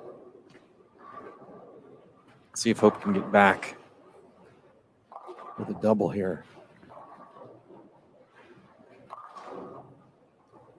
Close, but I think she had to move off that spot just a little bit because, as we mentioned, we're bowling on fire oil with kind of a medium volume, so the transition's happening very quickly. Hope had to move off that spot. And when you do that, there are some adjustments that have to be made. Either a little bit softer ball speed or a little bit more axis rotation. Get the ball back around the corner because you're opening your angles up a little bit, or ball change. We saw Danielle McEwen do it to perfection in the opening round this morning. It was impressive. 7:32 in her victory over Brianna Clemmer. Gigi Mason up 5 on Sydney Brummett, 224 to 219. Rocio up 10 on Lindsay Boomershine, 207 to 97. 214 to 178, Amanda Vermilia ahead of Clara Guerrero.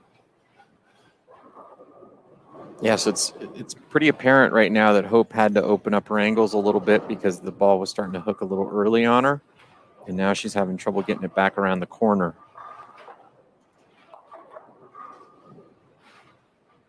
So we'll see what adjustment she makes.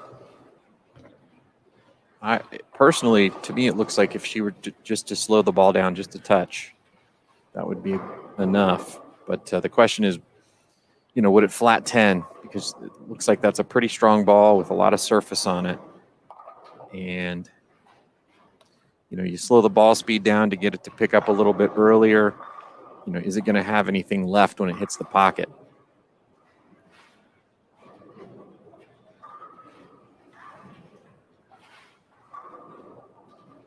And you got to figure it out right away because Liz Johnson's not going to let up anytime soon. Started with the front 5 before the shaker 7. Oh. Greatest of all time carry right there. The good news for Hope is probably by the end of this game, Liz is going to have to make some kind of move. And so if she happens not to make the right move, that's going to give Hope a little bit of breathing room. But Hope really needs to make the right adjustment at this point in the match.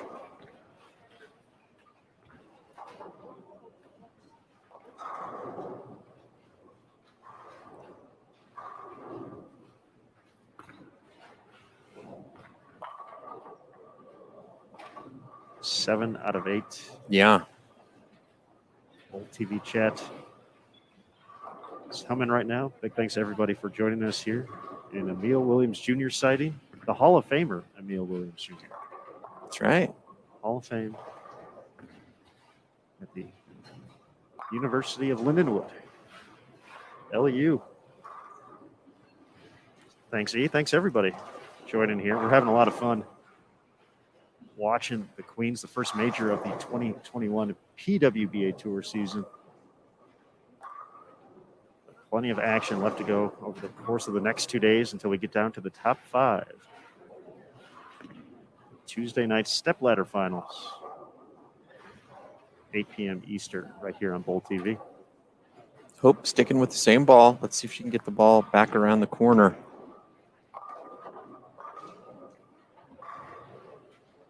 Yeah, it looked like she went around that one a little bit more and makes it back. And that one looked like it was pretty good through the pins. Power through the pins.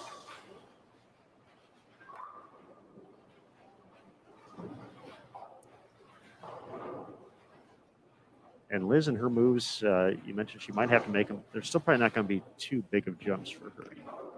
I think she'd be able to stay pretty close to the same area. Potentially ball change or change up the angle just a skosh. So this is important for her, for Hope, as she gets a strike in the ninth to finish this game out with a double and stay right in this match. Because if Liz gets to 279 here,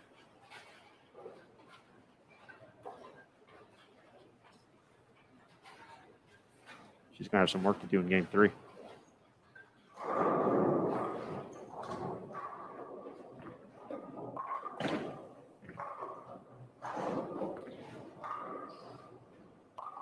Oh. Tripped the 4 last time on that lane. Yeah. No, I felt like she was going to run out of time there on that line, and she's going to have to make a move. Alexis Nyer, 5-13 after 2, up against Sabrina Divis, 4-67. Just the one for Liz. Drops her max down to 242 now. Hope can still get to 219.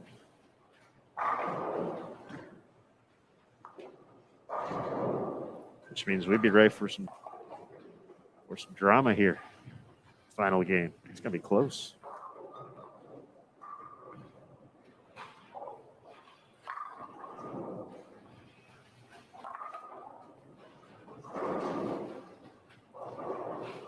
Shania Kobo, 7 out of 8. We can put some distance between her and Josie Barnes heading into the final game. Oh, that one's got hustle big time. Fortunate just for a 2. Yeah, she's got to make a move. She's going to spare this up, and we're going to see something different on this fill ball. I don't know if she's going to try to creep a little left and maybe soften up the speed just a touch, or if it's a ball change. But I'll tell you, if you look at the ball reactions, Hope has the advantage.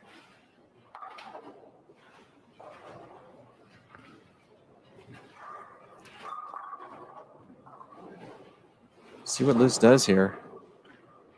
She's thinking about it.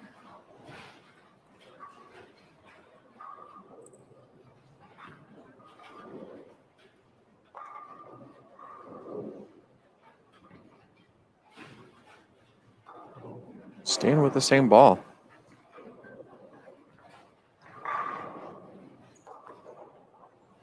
A little bit of a move left.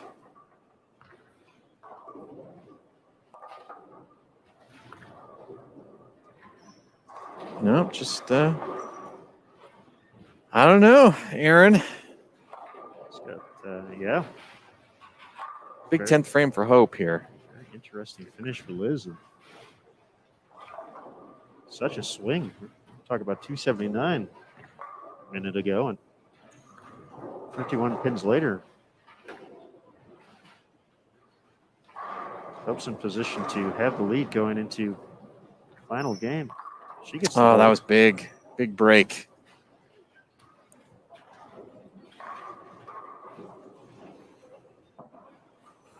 Man, that was a huge, like you said, Aaron, that was a huge swing. It's going to give Hope a lot of hope. Yeah. Yeah, see what you did there. Yeah.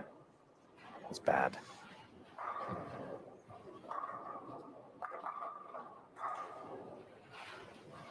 Dad joke game is at 100 there. Outside and yeah, she just missed that one at the bottom. so a barn burner in progress.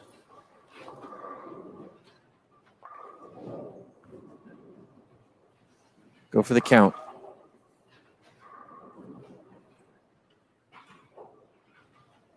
Definitely take the one here.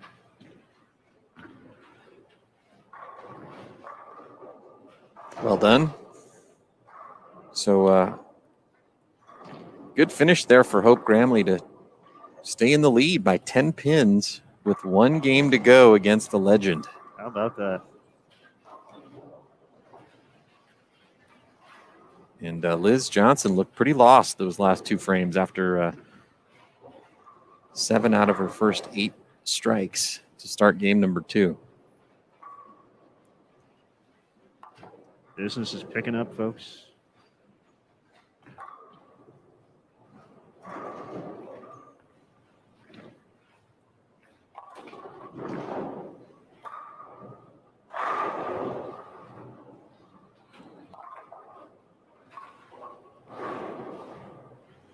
Shout out to Noel and Jay in the chat as well.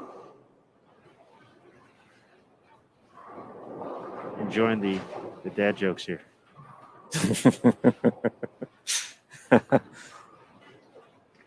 They're just being nice to me. High flush. Liz just going to ride it out.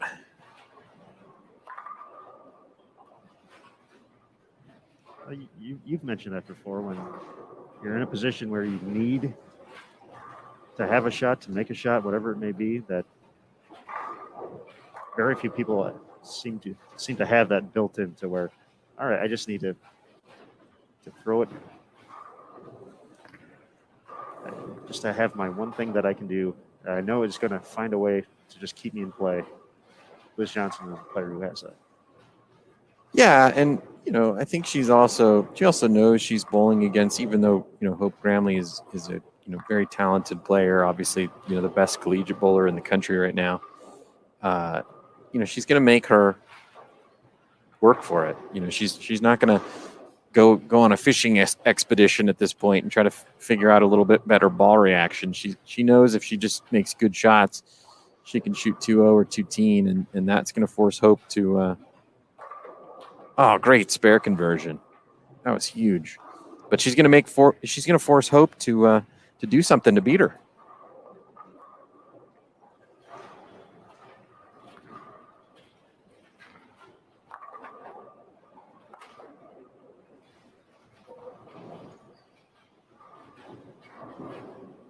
Beer gets up big against Kristen Nieder, 505 to 358.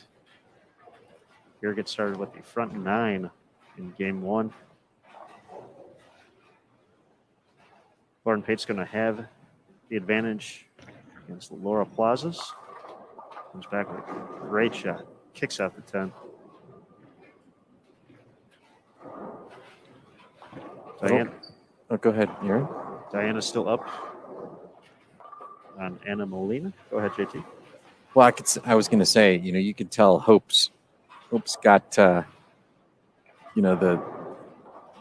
little fist pump there. She's certainly got the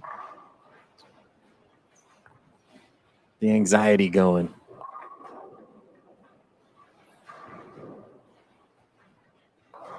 Trying not to watch. That's in. Oh man. Yeah, hopefully she didn't watch that one. My goodness, Elizabeth. There's no doubt right now Hope has a better ball reaction. And she has to use that to calm herself. Her only misses so far have been a little quick and throwing it through the break. So she's got to stay nice and slow, try to stay calm. If she does that, I think she's got the upper hand. That's a good shot there. I mean, Liz has to throw a great shot to strike right now.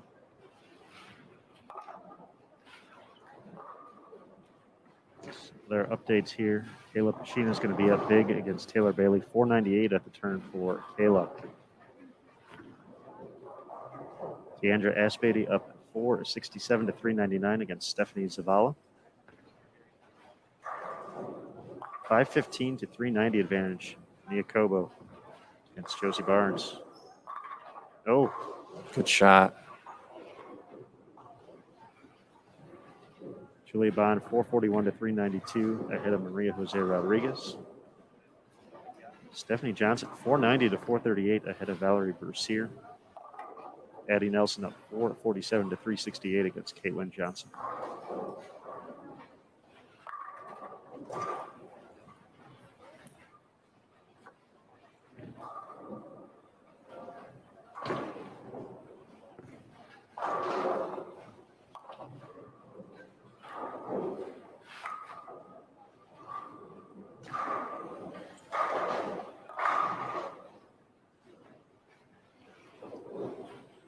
Let's see if Hope can keep her cool, keep the tension level down, keep making good shots.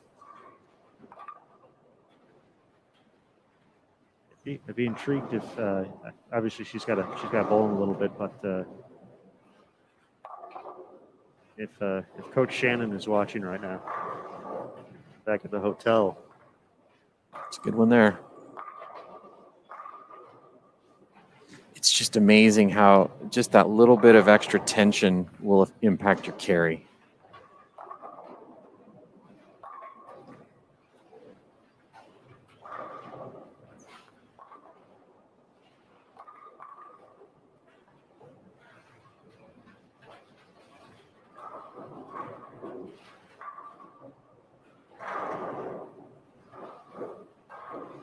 .418 to .402. Pate ahead of Plazas.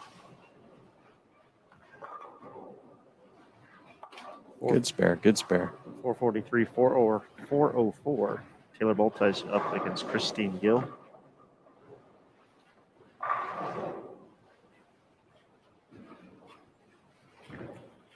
Well, let's see if Liz can parlay that squasher strike in the second into a four-bagger.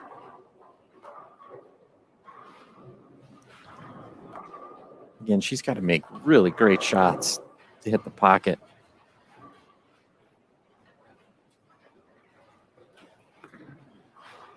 It's pretty good. Man, she's so good. This says, JT, don't you remember? All I do is make great shots. I mean, she's, yeah, but she really doesn't have that much room. No. If it's a little left, a little right, she's paid the price. She caught the break in the second frame. But the second it gets going up the lane or gets away, she's hoping not to split.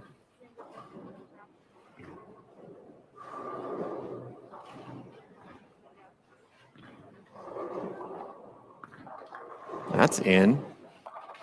Oh man.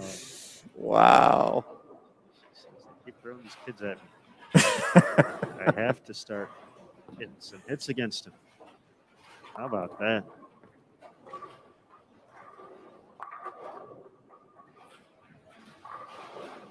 And Hope, let's see if she can stay calm. Don't try to force it. She's got a good ball reaction right now. Just be nice to it. Keep making good shots.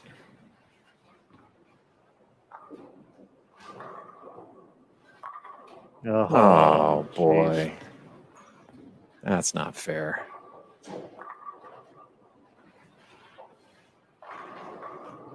It's going to be a big swing in this game here. Well, that just, you watch Liz Johnson carry, that one, and then you do that after you've just gone stone 9, flat 10. It's not going to help the tension level. Diana up 447 to 362 against Ana Molina.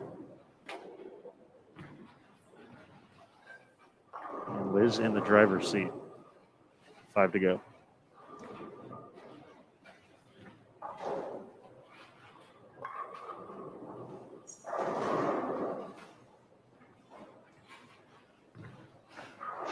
Such an interesting match.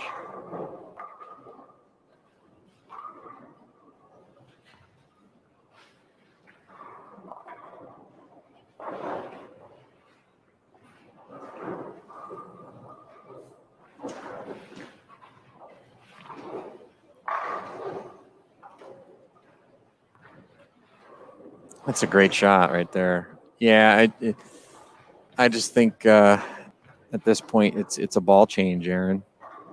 Those last several shots have been nice and good, nice and loose, and she's had to move a little bit left with that ball, and that ball's just doesn't have the pop on the back anymore. We saw Danielle McEwen at the end of her game 2 switch to a weaker ball on the fill ball, and it looked great. She went back to the ball she was using in game number 3, and got off to a big start in that game, but she was ready as soon as she saw, a flat 10 or two to make that move.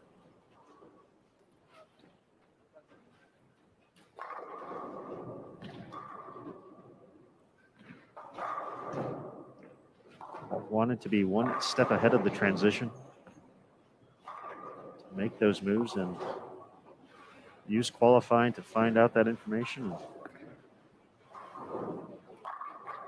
Liz just pouring it on.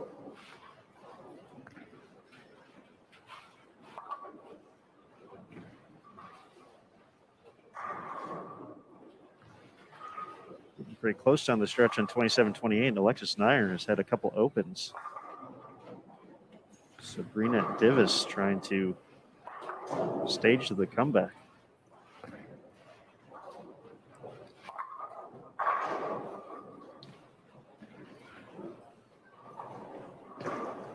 Brandy Bronca's going to be up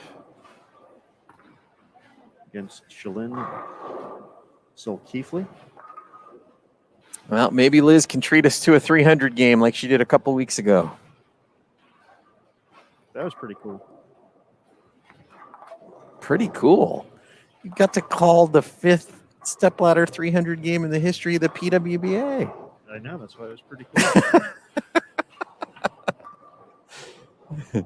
The coolest part about it was telling her she won a $10,000 bonus from Go Bowling. Yeah, that was cool. She wasn't even aware of it. She wasn't. That was she had gotten the check from John Lucido on site for $300, which is a great thing from. That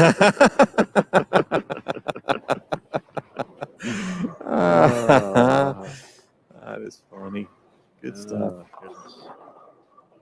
It looks like she did make the ball change there, but just a little too late.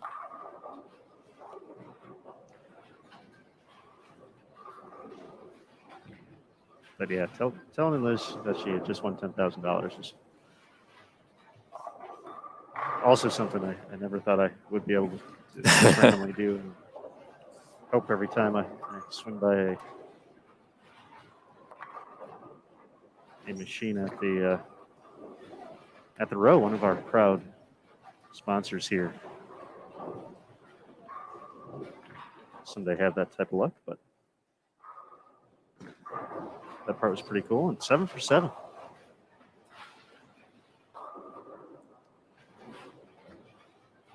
Well, one thing, for Hope to take out of this is, probably should have gotten a look at that ball at the end of the last game, because now she's thrown it twice and, the ball's showing her a little bit of a stronger back end reaction than she was expecting. And now, has basically wasted 2 frames. Obviously, the match is over at this point, so it's just all a learning experience for her. But that's why you throw that ball on the fill, to get a good read on it, so that when you go to it in the middle of the next game, it's a seamless transition.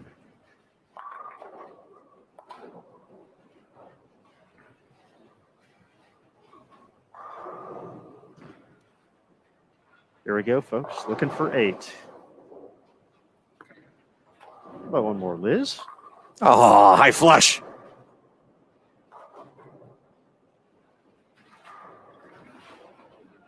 Irrigate on her way to opening round victory. Front 4 for Lauren Pate. She was up by 16 against Laura Plazas. Alexis Nair can step up and mark in the 10th to defeat Sabrina Divis. Liz Johnson looking for 9. Oh, Man. How did we get here, JT? We had the 9th and the 10th frame, and then she just decided, I'm just gonna will these down. She's caught a hit or 2, but still, absolutely nuts. Yeah, it is. And she did get the break in the second with the squasher, but she's just amazing. She's going to shoot 700 plus on a pair that she didn't really have a great look, and her opponent, had a much better ball reaction, and she's going to end up winning by 100.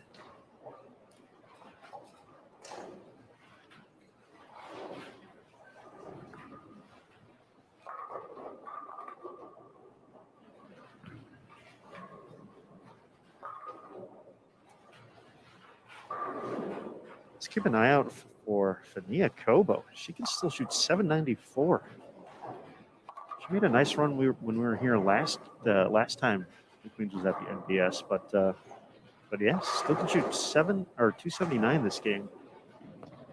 She's going to get the win against Josie Barnes, but 794 out there. Goodness, that's big. Goodness, big number. Gigi up 9, 430 to 421 against Sydney Brummett. Yeah, we'll switch over to that match next. They are just starting game number 3, so this is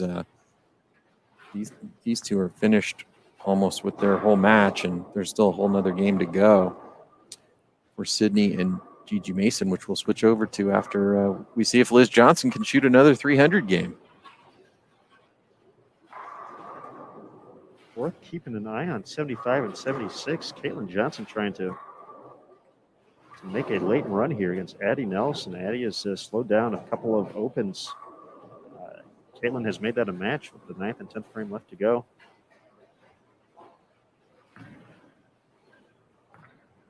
Rocio up 415 to 377 against Lindsay Boomershine.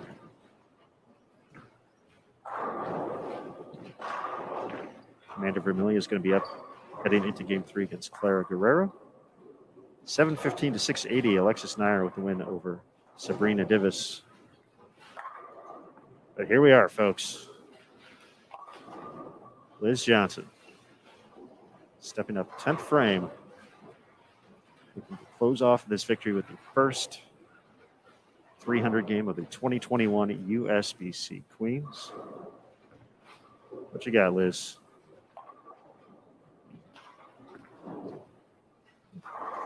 Oh.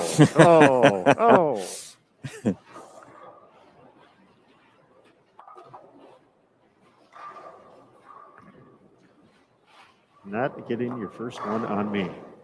No way.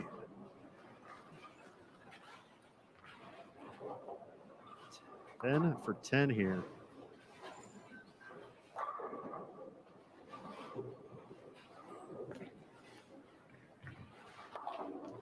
Game 3, opening round. Match play here. 2021 USBC Queens from the National Bowling Stadium in Reno, Nevada. Liz Johnson, the Hall of Famer. Can she make it? 11. Oh, liked it the whole way, Liz. Liz, where did this come from? She is just phenomenal. Unbelievable, JT. Yeah, she just didn't look like her ball reaction was that good, and got a break in the second frame with the lucky strike, and then kind of found something. Now a chance for another 300 game. She bowled one in the stepladder finals a couple of weeks ago to bowl the first one here at the 2021 USBC Queens. Let's get it, Liz. Let's get it. Oh, we're on the board. We are on the board. Liz Johnson connects for 300. She caps off a 719 to 596 victory over Hope Framley, the two-time Queens champion. Just doing amazing things once again. I mean, we just watched that match, and it was close going into game number 3. Liz Johnson just won by 123 pins. She was down 10. Oh, my wow. goodness. Wow, that was fun. That was fun to watch. Well, anybody want to bowl Liz next? Hands raised. Oh, Mike is here. Got the chat going wild.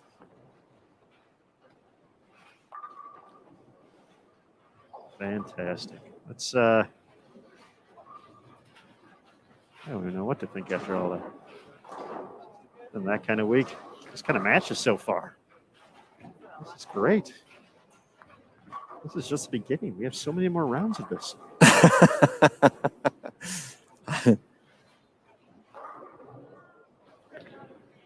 All right. Let's see.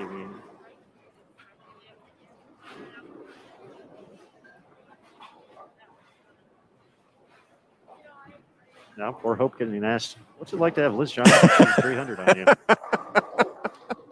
Well, I guess that was kind of cool. But much would have rather been the one shooting 300 there. So we're going to switch over to 67 and 68 now. Sydney Brummett and Gigi Mason. Gigi up by 9 to start this game.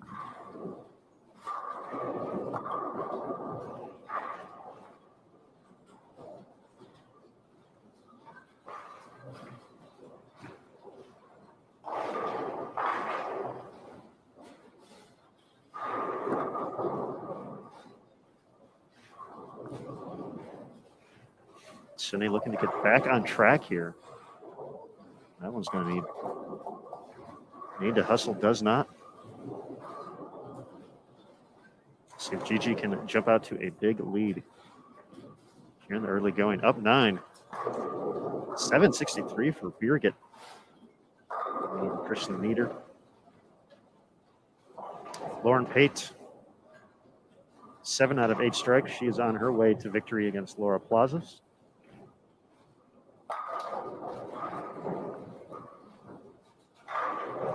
Diana is going to advance. 2-time champion against Anna Molina. Taylor Boltice looks like she's going to take the victory against Christine Gill.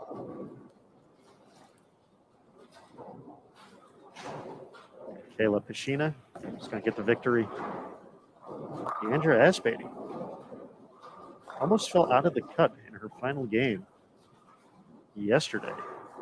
To hang on, draws the number 3 seed, Stephanie Zavala. She's going to get the win 679 to 603.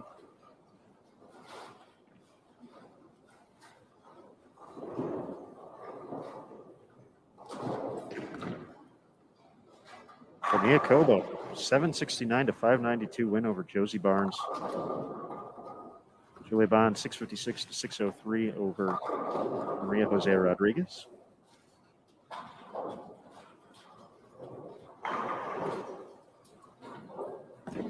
Addie Nelson finds some late strikes to capture the win. 648 to 597 against Caitlin Johnson from St. Ambrose University. So Collegiate scene well represented here this week.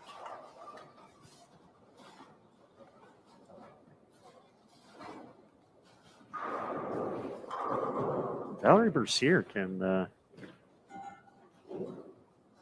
step up in the 10th here. Put some, or actually, who's stepping up first? Oh, Stephanie Johnson is stepping up first.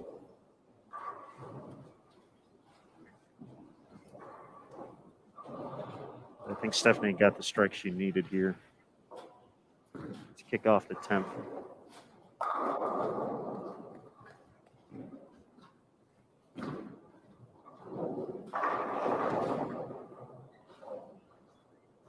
So she's going to be in the 690s now. Valerie could have struck out to get to 686.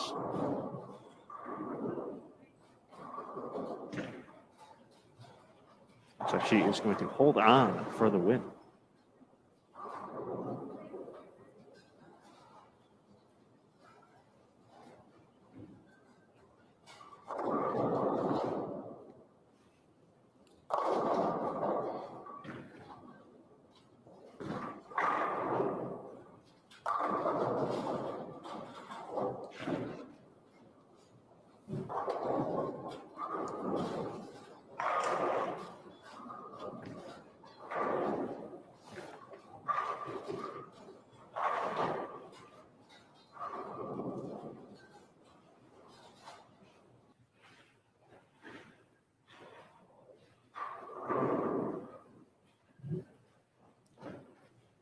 Jump over to Rocio Restrepo and Lindsey Boomershine. This match getting tighter.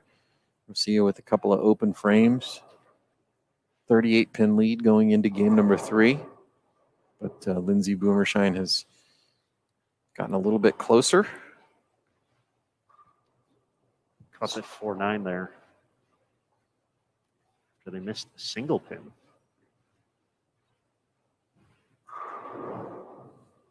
Very intriguing match.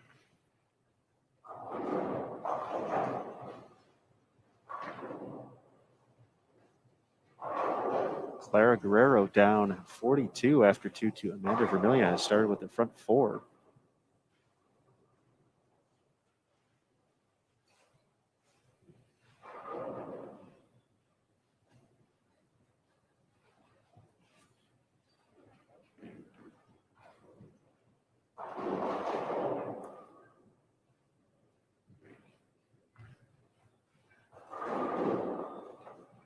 Rowe gets the kick of the 10 there.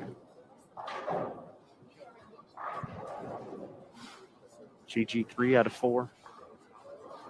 Sydney's still looking for the first strike.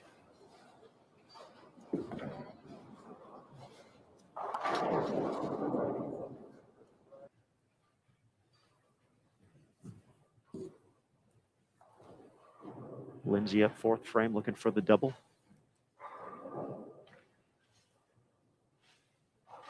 Down by 38. Start game 3.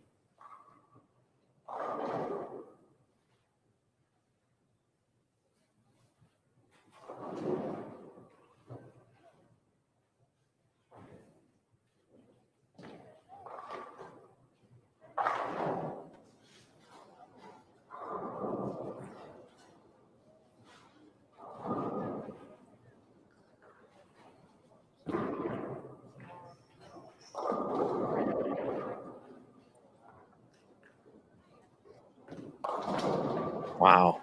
So they just not having any look here in game 3.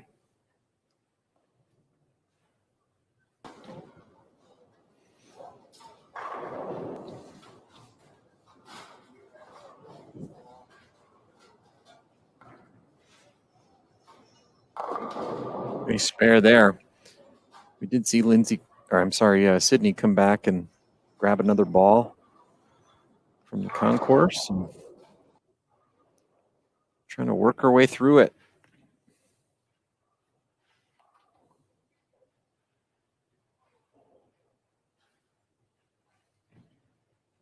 Brandy Branca has maintained her lead against Shalyn Zolkeefly. 3 frames left to go there. It's a great shot.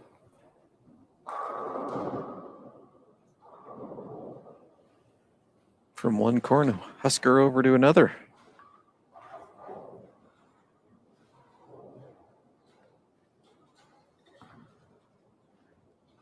Got 2 Wichita, Nebraska matches going on here.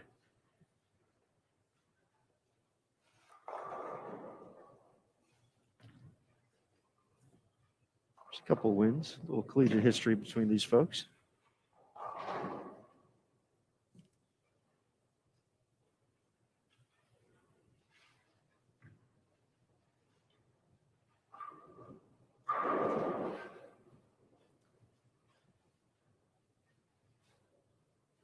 Yeah. So this one here, GG can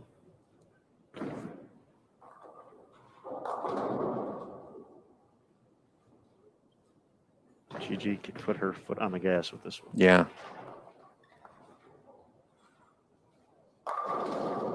Oh, wow. Oh. Wow. Yeah, it was a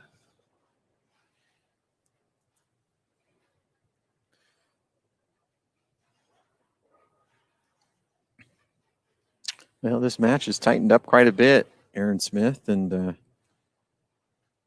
Lindsay with the strike in the 5th. Rocio with that 10-pin. Look out. Uh-oh.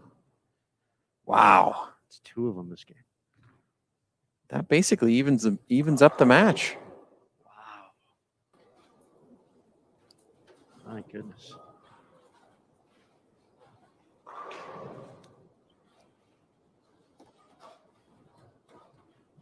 Not feeling it right there for Gigi, so she's going to reset.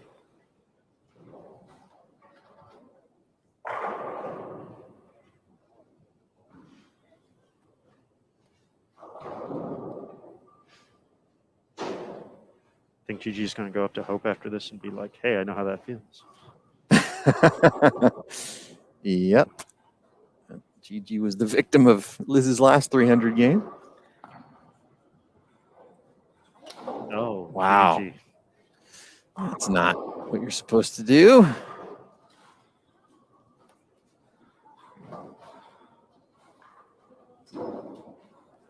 Sydney up quickly. She wasted no time to get up there. No time. Let's find some momentum. Something, anything. Oh. Gets the hit. Well, let's see if Lindsay can throw a double and really start to put the pressure on Rocio after that missed 10 pin.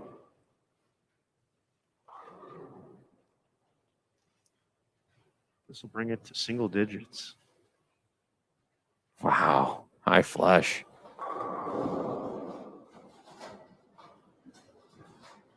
Big shot here for Sydney. Made the ball change.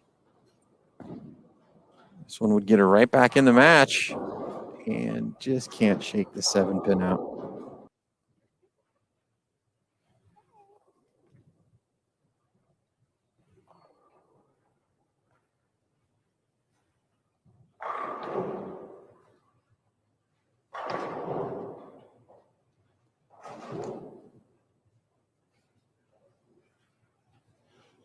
Lindsay finding a little momentum here. 3 of the last 4. Must be a huge 3-bagger right here. Oh, oh. Nasty ring 10. Oh, I agree with the spin. It was an appropriate move to say, why did I not fall? That was so good.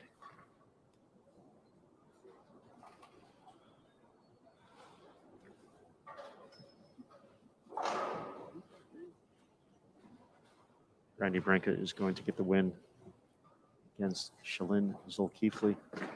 See if Gigi can bounce back after miscue on the single pin. Looks pretty good. Gonna get the hit.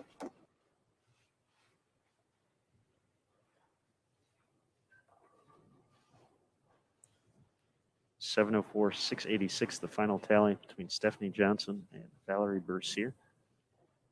Valerie shot .248 that last game to make it interesting.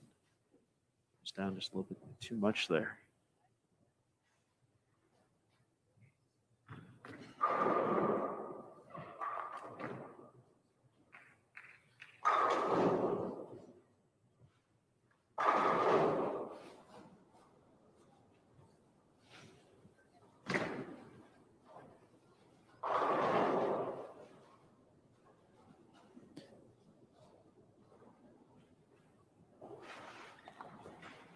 GG in the 8th.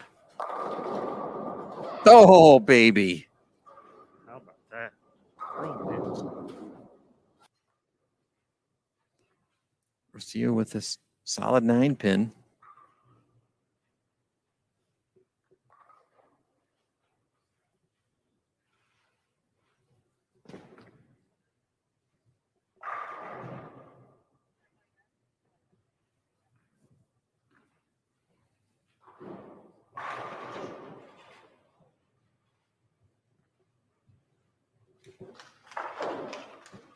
Still anybody's match on 35 and 36. Clara Guerrero and Amanda Vermilia. Amanda up.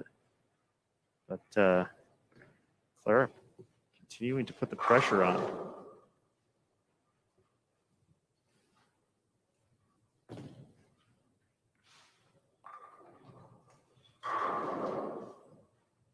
This is a 5-pin matchup now, JT.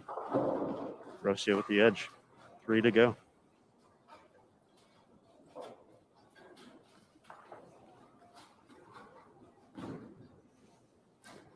Sydney has to have this one. And we'll need a lot of help from Gigi. She can get to 199 for max score.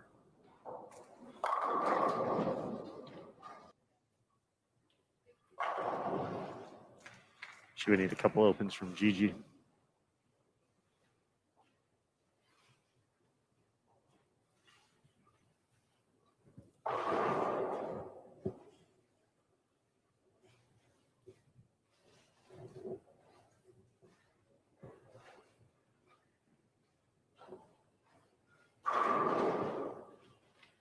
Rocio struck last time on this lane.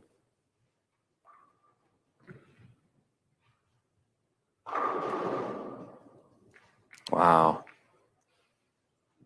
We've seen worse than that carry, or at least just 4-pin. 410.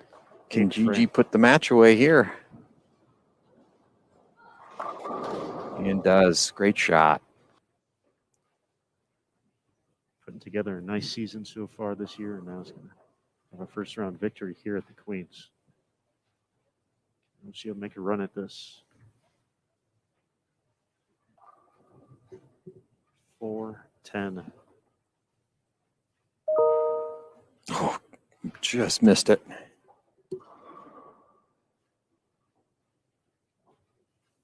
Chance for Lindsay to step up here 8th and 9th. And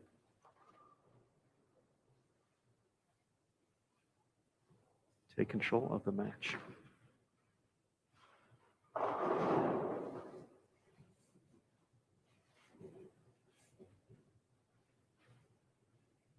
Well, Rocio can still shoot 171, and that means Lindsay would need 210 or better. And she's still not pacing that by any stretch. It's inside a target.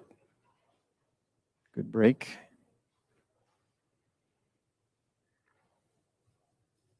With the spare, Lindsay would have to strike in the 9th and then double in the 10th.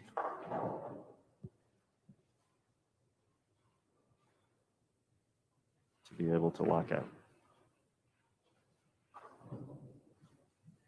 She still has 2-15 out there.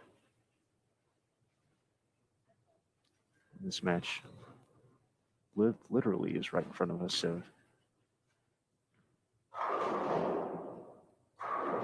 it feels like we're talking quieter.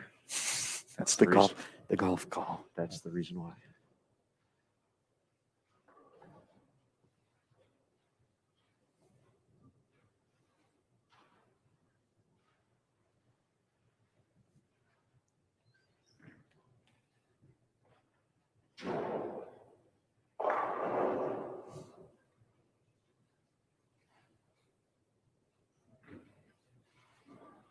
If she misses here, Rocio could get up and shut her out.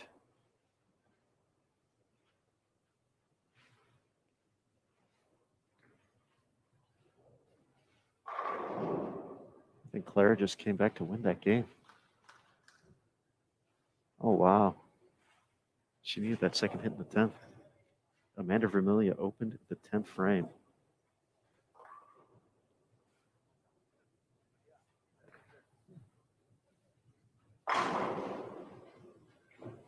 And Clara, going to be in the 250s, is going to sneak away with a win. Wow.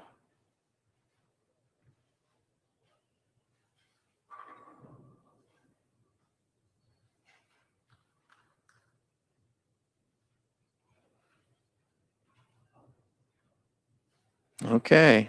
Lindsay makes the spare. Her max score now 203. Which means if Rocio can go off the sheet here, she would lock up the win.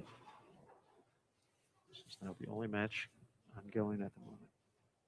But neither players are lined up by any means. So either one of them throwing a double to win this match would be a huge accomplishment.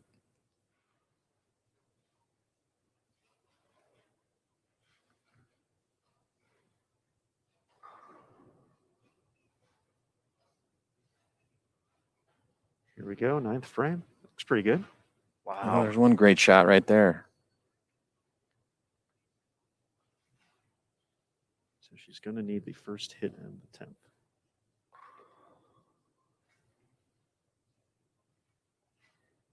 She does not get the first strike. Lindsay will have the opportunity to double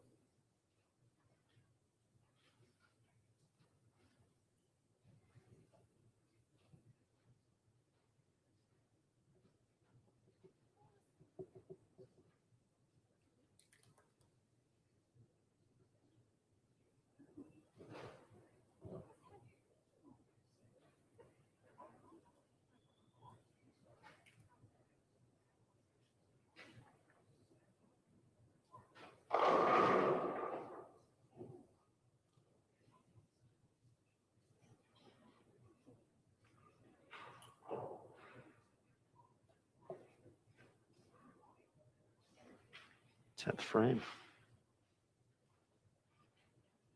First shot for Rocio. Oh, nothing got that 10 pin, so she's going to have to make it. She's already missed it. At least once. I'm not sure what she missed in the second. But big conversion here, and then strike on her fill ball would give her 161. And then Lindsay would need a double. Pretty simple.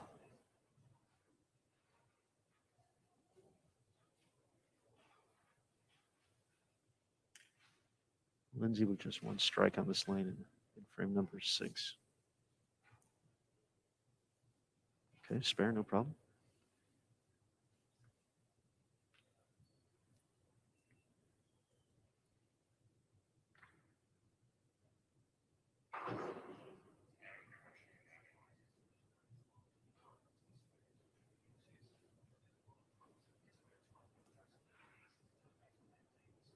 House is completely quiet.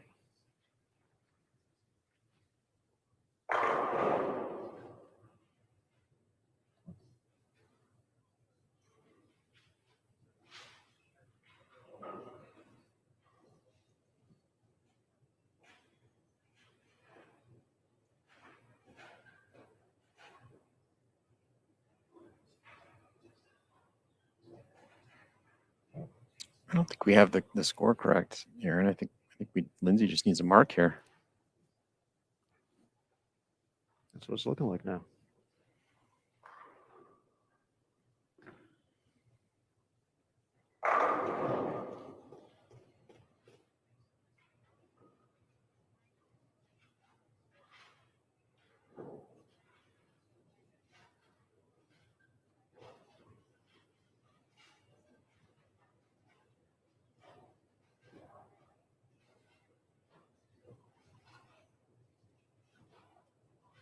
Wow, can't throw it any better than that.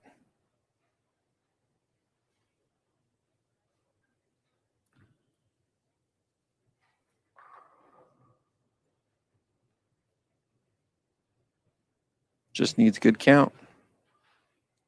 6 pins and 2 shots.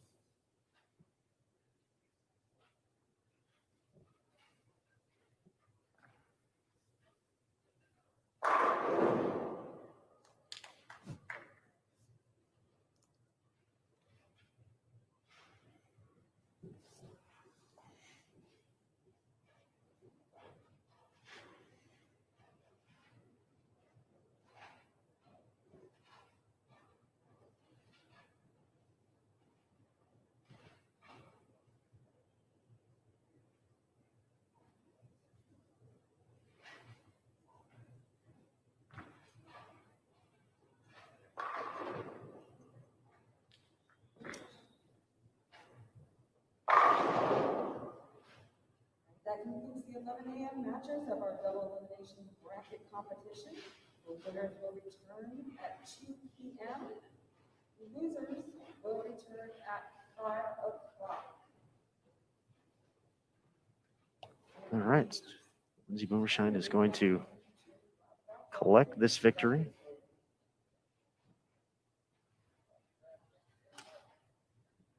So we're going to hop back onto the screen here. This one in the books.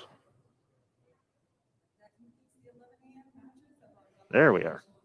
All right, folks. The winners bracket round 1, left and right side now complete.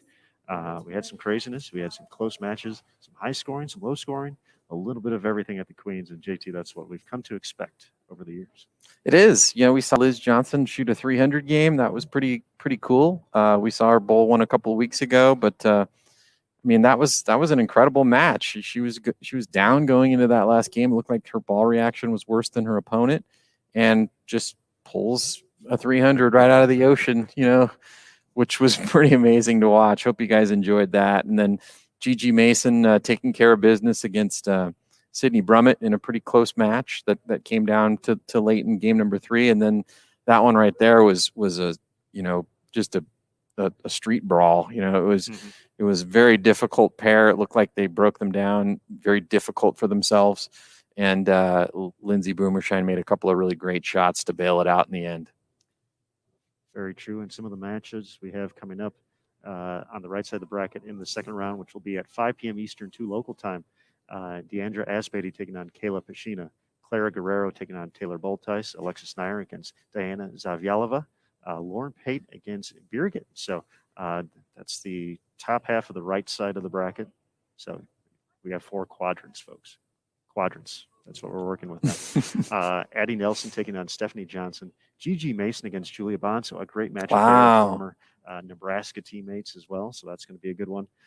We have Liz Johnson taking on Fania Kobo. So Liz had the 300. Fania shot 770 basically. Wow. So that's a great match too. High scoring. What gives there? And then Brandy Branca taking on Lindsey Boomershine. So that's the right side. We talked about the left side a little bit earlier today. All that's going to be available here, 5 p.m. Eastern on Bowl TV. So, you know, with that, we are going to take a quick break. We have about an hour and a half here until the next block. Going to re-oil, so 42-foot condition is going to be fresh once again. But with that, we certainly want to give a big thank you to USBC and the USBC Board of Directors. Kegel, the official lane maintenance provider of the USBC Queens. Our gold partners, 900 Global, Rotogrip, and Storm, the RSCVA, and the Row here in Reno. Of course, all of our competitors this week for putting on a phenomenal show for us to show here on Bowl TV. The Bowl TV community. Big thanks to everybody for joining us here, and we're obviously going to be back for the rest of the day into Monday until we get to the stepladder finals on Tuesday at 8 p.m. Eastern. The staff here on site at the NBS and the folks who we're working with day in and day out to help bring these great events and great competition to you. So that's going to do it for right now. For the Bowl TV team, Mike Flanagan, Jason Thomas, I'm Aaron Smith. We will see you soon. Just 90 minutes. That's the break here before we get back into the action. The second round of the winner's bracket coming up next here on Bowl TV. So, folks, with that, we're going to go ahead say goodbye for right now. But remember, on Bowl TV, bowling lives here. We'll see you soon from Reno.